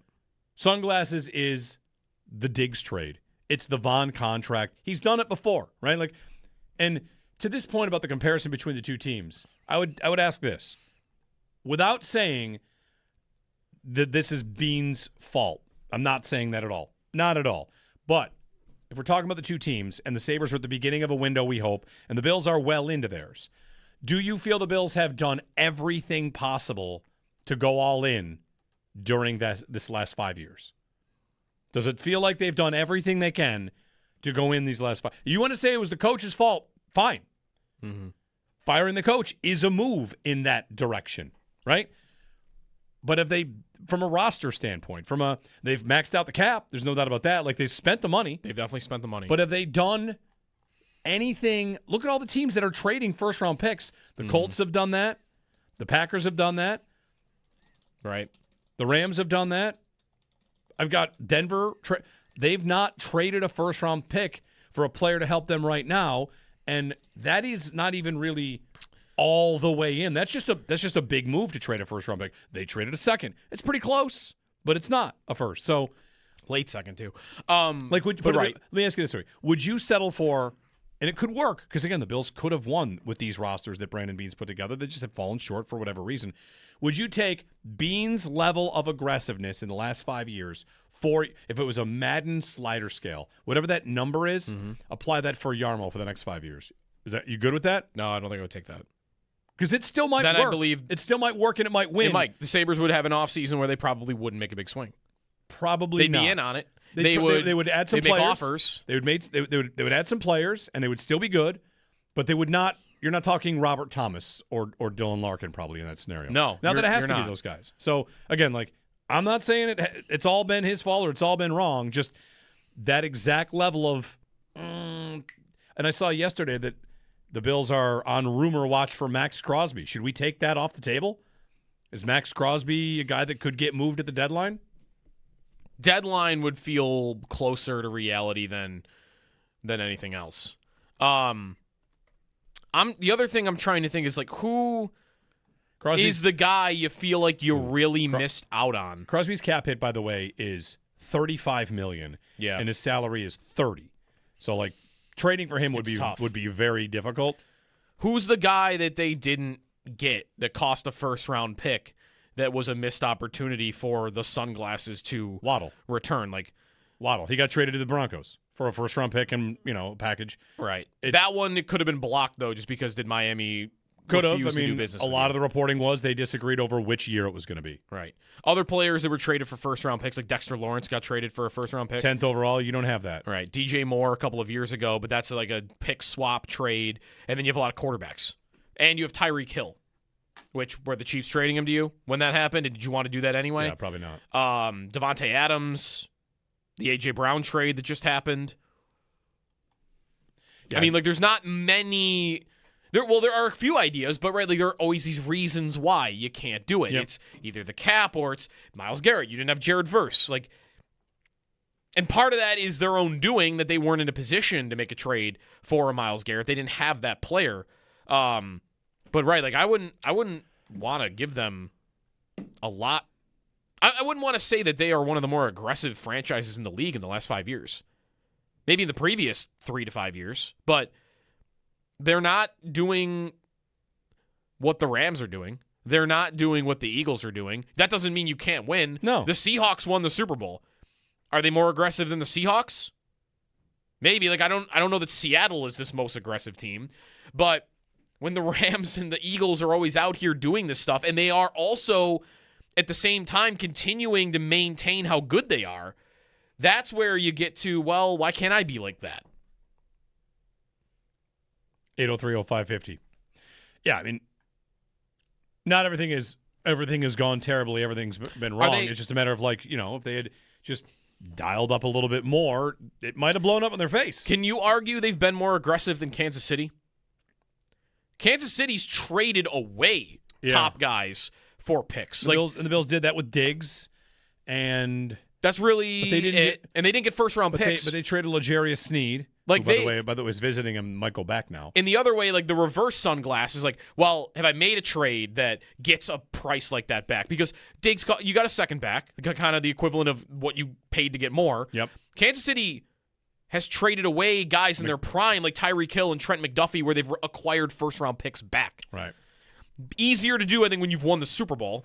Yeah, maybe. And when you've done it multiple times, but again, sliding scale, I feel like the Bills are probably somewhere in the middle. They are not one of the more aggressive teams in the league in the last 5 years. They're probably also not one of the more conservative teams. I think Kansas City's an example of a team that's actually been less aggressive than they have. One spot they are aggressive is signing their own guys, right? They're out in front of that. Yeah. Last year it was 5 for 5. They're out in front of that, making sure that they're not losing all those players. Then again, that might come back to bite you. Terrell Bernard's about to play year 1 of a new extension. Right. If you could press a button and make that extension go away, would you? You might. You might want to get rid of that. We'll see how he fits in this defense. Maybe as a blitzer, he can be a big part of what they do. So, a lot of ways to do it. And Yarmo has, as a caller said earlier, of all the GM jobs in the league, does he have the best canvas right now between good young team and things to deal with? You could make the case.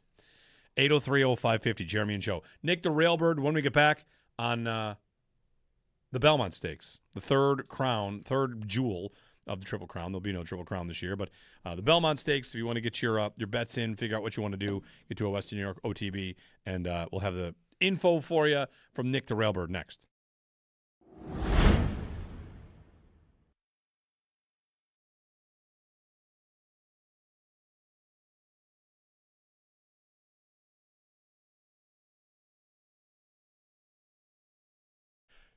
Jeremy White here for Russell's Tree and Shrub Farm.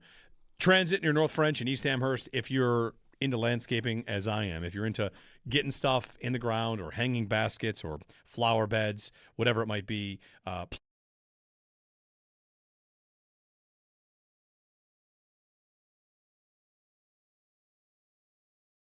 how tough a spot does this put Yzerman in? I mean, you mentioned his roots. I can't imagine it makes it any better that he's from there and played at Michigan and has been there for so long.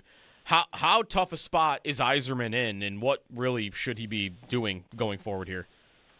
Well, it would seem he's in a tough spot because Larkin has a full no-trade clause, which means he can have final say on where he goes. But, we've seen in Yzerman's history, going back to Jonathan Drouin, Marty St. Lapointe when he was in Tampa Bay, Yzerman's, I would describe his managerial strategy as stubborn. And he's not going to just make a deal to make a deal. For example, there are people saying, well, the position Yzerman is, he's going to have to just accept draft picks and prospects. I think I would be stunned if that's going to happen. I think he'll wait it out. And even though we always say you don't want a guy on the team who doesn't want to be there because it causes acrimony, I think that's exactly what Yzerman will do. I think he'll wait this out until he gets at least something. You're never going to get full value for Larkin, but he has to get something that's going to help him now. If they're already looking for a number 2 center, so now you take the number 1 center out of their team, and they're in trouble. And being in a bad position also includes is what's Patrick Kane thinking today? The Buffalo native who, the Red Wings expect him to come back. Well, is he going to look at this and say, maybe I better go elsewhere too? So, there's a lot of ramifications here. There's a lot of moving parts. And I don't think Yzerman's in a great position, but I don't think Larkin is in the perfect position either because he's got 5 years on a contract. Yzerman doesn't have to do anything. It's not ideal to have someone who didn't want to be there, but Larkin isn't going to, at least in my opinion, is not going to not play. He's not going to not show up and report to training camp. I think he will play, and so we're going to have to see who blinks first.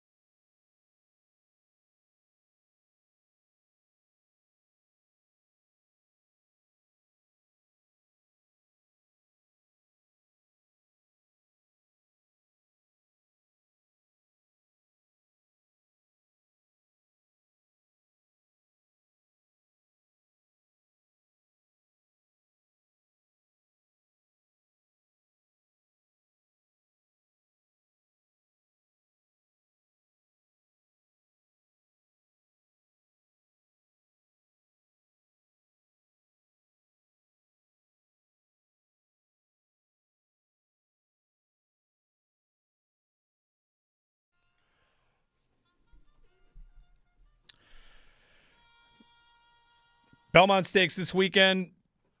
Jeremy and Joe, good morning, everybody. We're going to welcome in Nick the Railbird, the third and final race of the Triple Crown. Of course, there'll be no Triple Crown winner this year. But Nick the Railbird joins us on the Western Hotline to get ready for a Belmont Stakes that will be very different from previous Belmonts because it's going to be at Saratoga. Nick, good morning. Good morning, guys. Do you feel like this one-off at Saratoga here is kind of a nice break? I mean, Belmont's going through such renovations. They're moving it, and it's going back next year. Are you eager to see what it looks like, or do we kind of know because we know that track? Yeah, we know the track, and it's a different surface than the sandy course that Belmont would have, and of course the configuration isn't 1.5 miles, right? It's a mile track, and it's 1.25 miles. It's a little shorter than the traditional Belmont Stakes, but yeah, it's going to be exciting, and the weather looks like it's going to hold off, and maybe a chance of showers, but nothing to hopefully mess up the race. Does the distance change what you might expect from the field? Yeah, it's 1.25 miles. I mean, if you're the deep closers, and we're talking about, Renegade closing, and, you're talking about Golden Tempo, right? I'm sure they wish it was a regular year and we had the extra 1/4 mile. So you might want to pick a horse that's a little bit more of a stalker, which we'll get into. So, yeah, I think they were wishing it was 2027. For anyone out there, Nick, tell us the difference between a stalker and a closer. Okay, a closer is really well off the pace, and that would be 8-10 lengths off the pace. And if there is a lively pace in front of them, they're running behind it. The front runners slow down because they set a lively pace, and then their actions, the horses are backing up and they are just running their regular race, and it looks like they're speeding, but they're not. It's the speed coming back to them. And the problem here is there's not really a legitimate pace setter in this race. So the pace will probably be slower, and that will give an advantage to a horse that's maybe 3 or 4 lengths off the lead, 10 or 12. So who are your stalkers that you like? Well, look, I'm going to tell you, Emerging Market, the number 8, okay?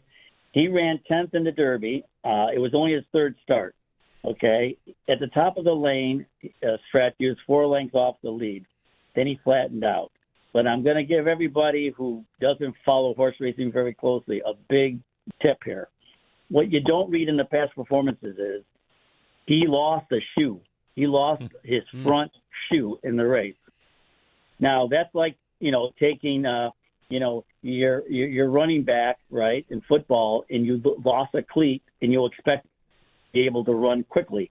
That's a big excuse in any race, and that horse lost the shoe. I think if he keeps his shoes on, no pun intended, he's got great connections. He's got more experience. He will be sitting 3rd, 4th off the lead. I think he's the real deal this race. How do you feel about Renegade as a bet being a favorite? Yeah, I look for value, and I think Renegade. They should call him the pinball wizard. He got banged around more times than I can count in the Derby with that big field. The field's only 9, and he should have a much cleaner trip. The problem is he going to be too far back? And that's why I will go with more price, and he can win the race. If for some reason Irad keeps him a little closer to the pace, yeah, he's going to be a handful. I think he's going to hit the board. He'll be in the first 3. Is there any weather risk for Sunday? Because I know that can, or for this weekend, because I know that'll change things. Yeah, there's a chance of showers, like 30%. Maybe a rumble of thunder. I did all this early afternoon. The race is until 7 p.m. If nothing, a little moisture in the track, and I think it'll be a fair race surface come Saturday. All right, very good. Nick the Railbird with his pick. So the pick is, give it to us. You want to give us an exacta, a trifecta? What's the full pick? I'll give you the full pick. Number 8, Emerging Market, is my top choice. Number 4, Renegade, second. And number 3 is Chief Wallaby, which we didn't really talk about. But just remember the connections. You got Billy Mott and Junior Alvarado. And if you were looking who won last year, it was the same connections with Sovereignty. That's my third choice. So you're looking at 8, 4, 3. Very good. You can get free programs at any Western New York OTB. All OTB branches. Go to westernotb.com for a list of locations available. Simulcast begins at Batavia Downs at 11 a.m. Bourbon and Whiskey Fest at Batavia Downs. Easy bets are open. They'll also have free programs, and bataviabets.com is the easiest way to wager. Nick, thank you. You're welcome. Good luck, guys. All right. The Belmont Stakes this weekend from Saratoga. I have not been to a horse race at Saratoga. I've been to a concert at Saratoga. Who was the concert? It was Dave Matthews Band, maybe. Way long time ago. Yep. I was trying to get a sarcastic act in there. I didn't have time. Dave Matthews Band. I am not. Never been a big Dave Matthews Band. I am not any longer a big Dave Matthews Band. Joe, at the time I went to see Dave Matthews Band perform at that track at is that Saratoga Performing Arts Center? Yeah, right. Like, is it the same place? Should I know that? The same track? I don't know that. Where they do concerts? Is there? I don't know. Do they sometimes do concerts at the track and sometimes do it at the Saratoga Performing Arts Center? Because I did not go wherever I was the track for sure. Someone can write in that. I've only been there one time. At that time in America, if you were, this is probably 1998-ish, you could not be 19 and not go to a Dave Matthews concert or 20 years old. Like, it was impossible. All of your friends were going to do that. I had some Dave Matthews. I was not one of these folks that had 30 Dave albums and seen Dave 50 times. I had a friend that had like every single live show burned onto a CD. He had a stack of, one of those binders. You open it up in his truck. All it was like 60 different Dave shows. Yep. I was not that. I just, wanted to have a good time. And it was definitely at the racetrack. I know that. I've never been to a horse race at all. I've been to a couple. I've been to Fort Erie, the Derby, and Belmont. Okay. The Derby is on. I will get to the Derby. You got to get to the That Derby. will happen. 803-0550, our phone number. See what Myles Garrett said yesterday? He is going for Bruce. He said definitively, like, I'm going for Bruce Smith's sack record, 200. And he's got a real shot at it. Do we care a lot about that record? No. I don't. Not enough to like root against Myles Garrett from breaking it? No, not me. He's got, if he played till 38 years old, he'd have to average 9 sacks a year. Which, if he stays healthy, I feel like he'll probably do. Shouldn't we care about that record, though? Is it not like the biggest record that a Buffalo athlete holds? I think it is. Right? What's a more impressive record anybody else has got? It's not. He's got. But it's an asterisk because they didn't keep sacks before a certain point. I was going to say this isn't exactly like a record. What Hasek, Vezinas or something? Yeah, right. We don't think of that as a record, right? But that was a record. It is a record. 6. Does anybody else won 6 Vezinas? Yes, Jacques Plante won it 7 times. Okay, so then, although that's cheating, right? Because the Vezina didn't. The Vezina didn't used to be. They flipped it. Remember, like at some point in the 80s, like it used to be. That was the Jennings Trophy, where it was just whoever had the lowest goals allowed won the award. It wasn't like a voted on award, I think. So that's cheating. So Hasek is really the answer. Gotcha. I don't know. I think the sack record is like, pretty big deal. He didn't break it here, which maybe factors in as well. But I don't know. I think it's a pretty.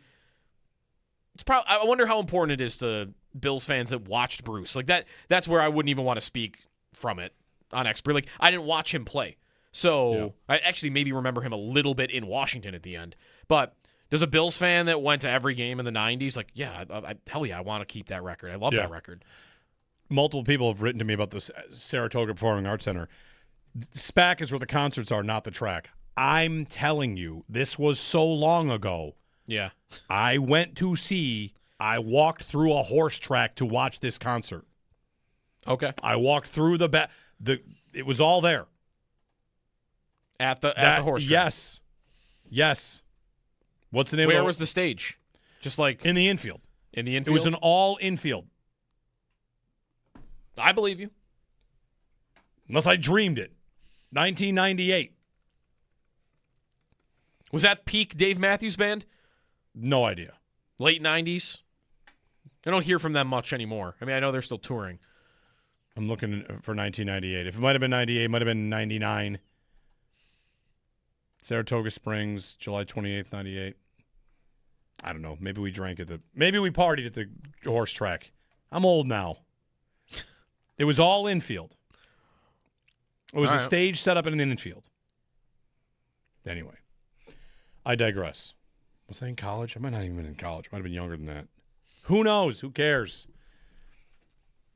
He's playing next month if you want to go. Nah, at SPAC, I heard it's his, well, I didn't hear. My buddy Tim said it's his 50th performance there. Okay. 50. That's a big deal. Yeah. Did you go see it?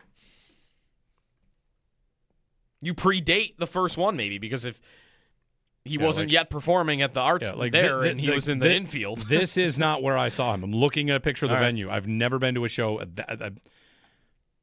Yeah. All right. There were not seats where I went to see him. So anyway. From now on, whenever there's an awkward pause, I'm just going to reach over and grab this gold trophy. Oh, my goodness. That represents everything about me as a champion of a Dynasty Fantasy Football League. This is a healthy trophy. A good. Got some weight to it? Good heft, yeah. How many pounds? This is... Is it heavier than the real Lombardi trophy? Yeah, no. Real Lombardi trophies... The real Lombardi trophy's not that heavy, I thought it was isn't like 17 pounds. This is 12 pounds. Just on feel? Maybe. No, the Lombardi trophy is 7 pounds. Okay. Yeah. Really? It's it? Yeah, 7 pounds. Is this bigger than the Lombardi trophy? I think it's better. Might be more impressive. Is it 12? It's got a wood base, so that's going to help it. Anyway, we got to get out of here. We're leaving 5 minutes early. We're skipping Extendo Sports because Vernon Downs. Thank you, Tim. Yes, it was not Saratoga. It's Vernon Downs. That's probably right. Where is Vernon Downs? That would be where it is. Vernon Downs? That's where I saw him. Yep, Vernon Downs. Thank you. See, I told you. And that's, yeah, that makes more sense. That's between Oneida and whatever. Who cares? Why am I clarifying this? Who cares? I can't help People are going to bring this up to me for the next 8 months. That's why you have to clarify things like this on the radio. We're getting out of here because we're going to the Bills Media Golf Tournament, and we want 10 minutes that Owen doesn't get because Owen got the intel on the course. So, Owen, you're going to cover Extendo Sports. We're going to go get on the range because we're going to win this tournament. That's our plan. Right? We're coming in on Monday with Monday. with more trophies. We're coming in with hardware on Monday. Yeah. That's the plan. All right. See you on Monday with hardware or like championship polos or something. We'll get commemorative T-shirts. And then the Northtown Automotive Extra Point Show on WGR.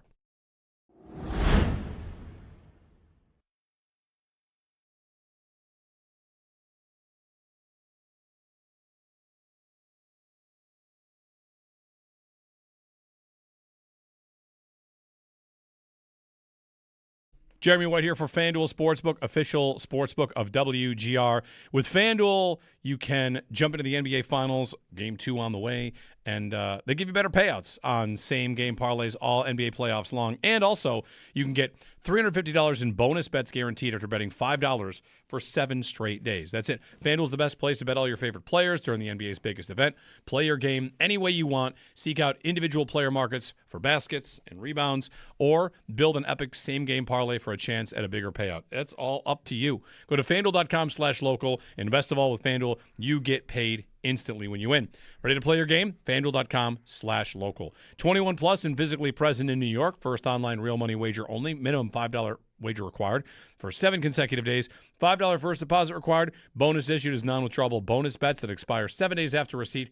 For help with a gambling problem, call 1-877-8-HOPE-NY or text HOPE-NY.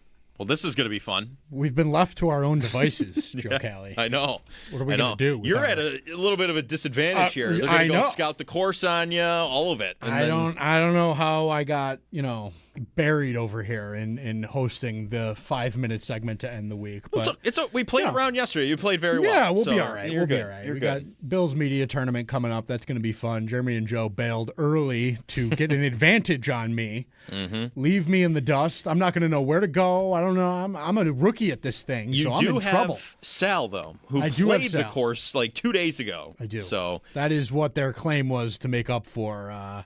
My minor advantage was they get to leave early. That's why they're not here. Yes, it is. Well, it's been a heck of a week. I'll say that. Miles Garrett, A.J. Brown, Stanley Cup final, NBA final. NBA final was good. The Stanley Cup final, as much as you hate the two teams, you got to admit it's a little entertaining. The hockey's been great. You can only hate so much, I guess. We'll get more of that tomorrow. We get NBA finals tonight. Wemby and Brunson going back at it. At 8:30. 8:30 tip. Yep. Aaron Judge hurt for the Yankees. He'll be out for some time, 4 to 6 weeks. Paul Hamilton spoke about that a little bit. Did you see Peyton Toll yesterday and his crazy – man, I should have brought this up earlier. There's a hilarious clip of him. He had a balk yesterday where he realized halfway through that he needed to let go of the ball, and he shot it 50 feet up in the air, and it bounced 10 feet before the plate. Oh, man. And he got asked after. He was like, I don't know. I spazzed out. Might have to save that for a shot of audio next week. It's pretty good. Yeah, maybe. Yeah, that'll be. Maybe that's a little sneak peek for the listeners. And without Jeremy and Joe here, you're going to get a little inside scoop on a shot next week. See how me and Joe Kelly over here operate. Mm-hmm. Behind the scenes. Getting all that stuff ready for y'all. The Bills media tournament and all of that and OT minicamp next week, right? So we're back into the thick of it. The Sabres season kind of deleted a lot of the Bills offseason woes, the lull and all of that. Yeah. So it'll be cool to get back into minicamp. And then the World Cup actually fills the entire void between the end of minicamp and training camp. So it's a sports summer and it's awesome. When the Olympics or the World Cup are going on, it's always so nice. Oh, it's the best. You just got a ton of audio, all of that, and just so much sports. Yeah. And I guess that's the takeaway. I just, it can't come soon enough. I'm ready for football season and hockey season. We're talking about the Stanley Cup final. I'm with Jeremy in the fact that, hey, let's wrap this thing up and get into the offseason. Yeah. July 1st, I'm looking forward to big time. Just what will they do? And the draft as well. Will they make some trades there, So yeah, absolutely. It'll be interesting. Well, best of luck to you. Thank you. In the golf tour, you got to let me know who you're paired with and what you're doing. I know. Yeah, we'll see. We'll see what happens. We'll see who's bringing the hardware in. If you're going to be rocking it, I'm gunning for especially that on the long drive. Yeah, I'm gunning for that long drive. I'll tell you that right now. I think you could do it. You drove a green yesterday, so over a green yesterday, yes, so yes. Might be able to happen. But that'll do it for the Jeremy and Joe show. Joe Kelly, Owen Parker. We'll talk to you on Monday. I'll talk to you tomorrow with Derek Kramer on WGR.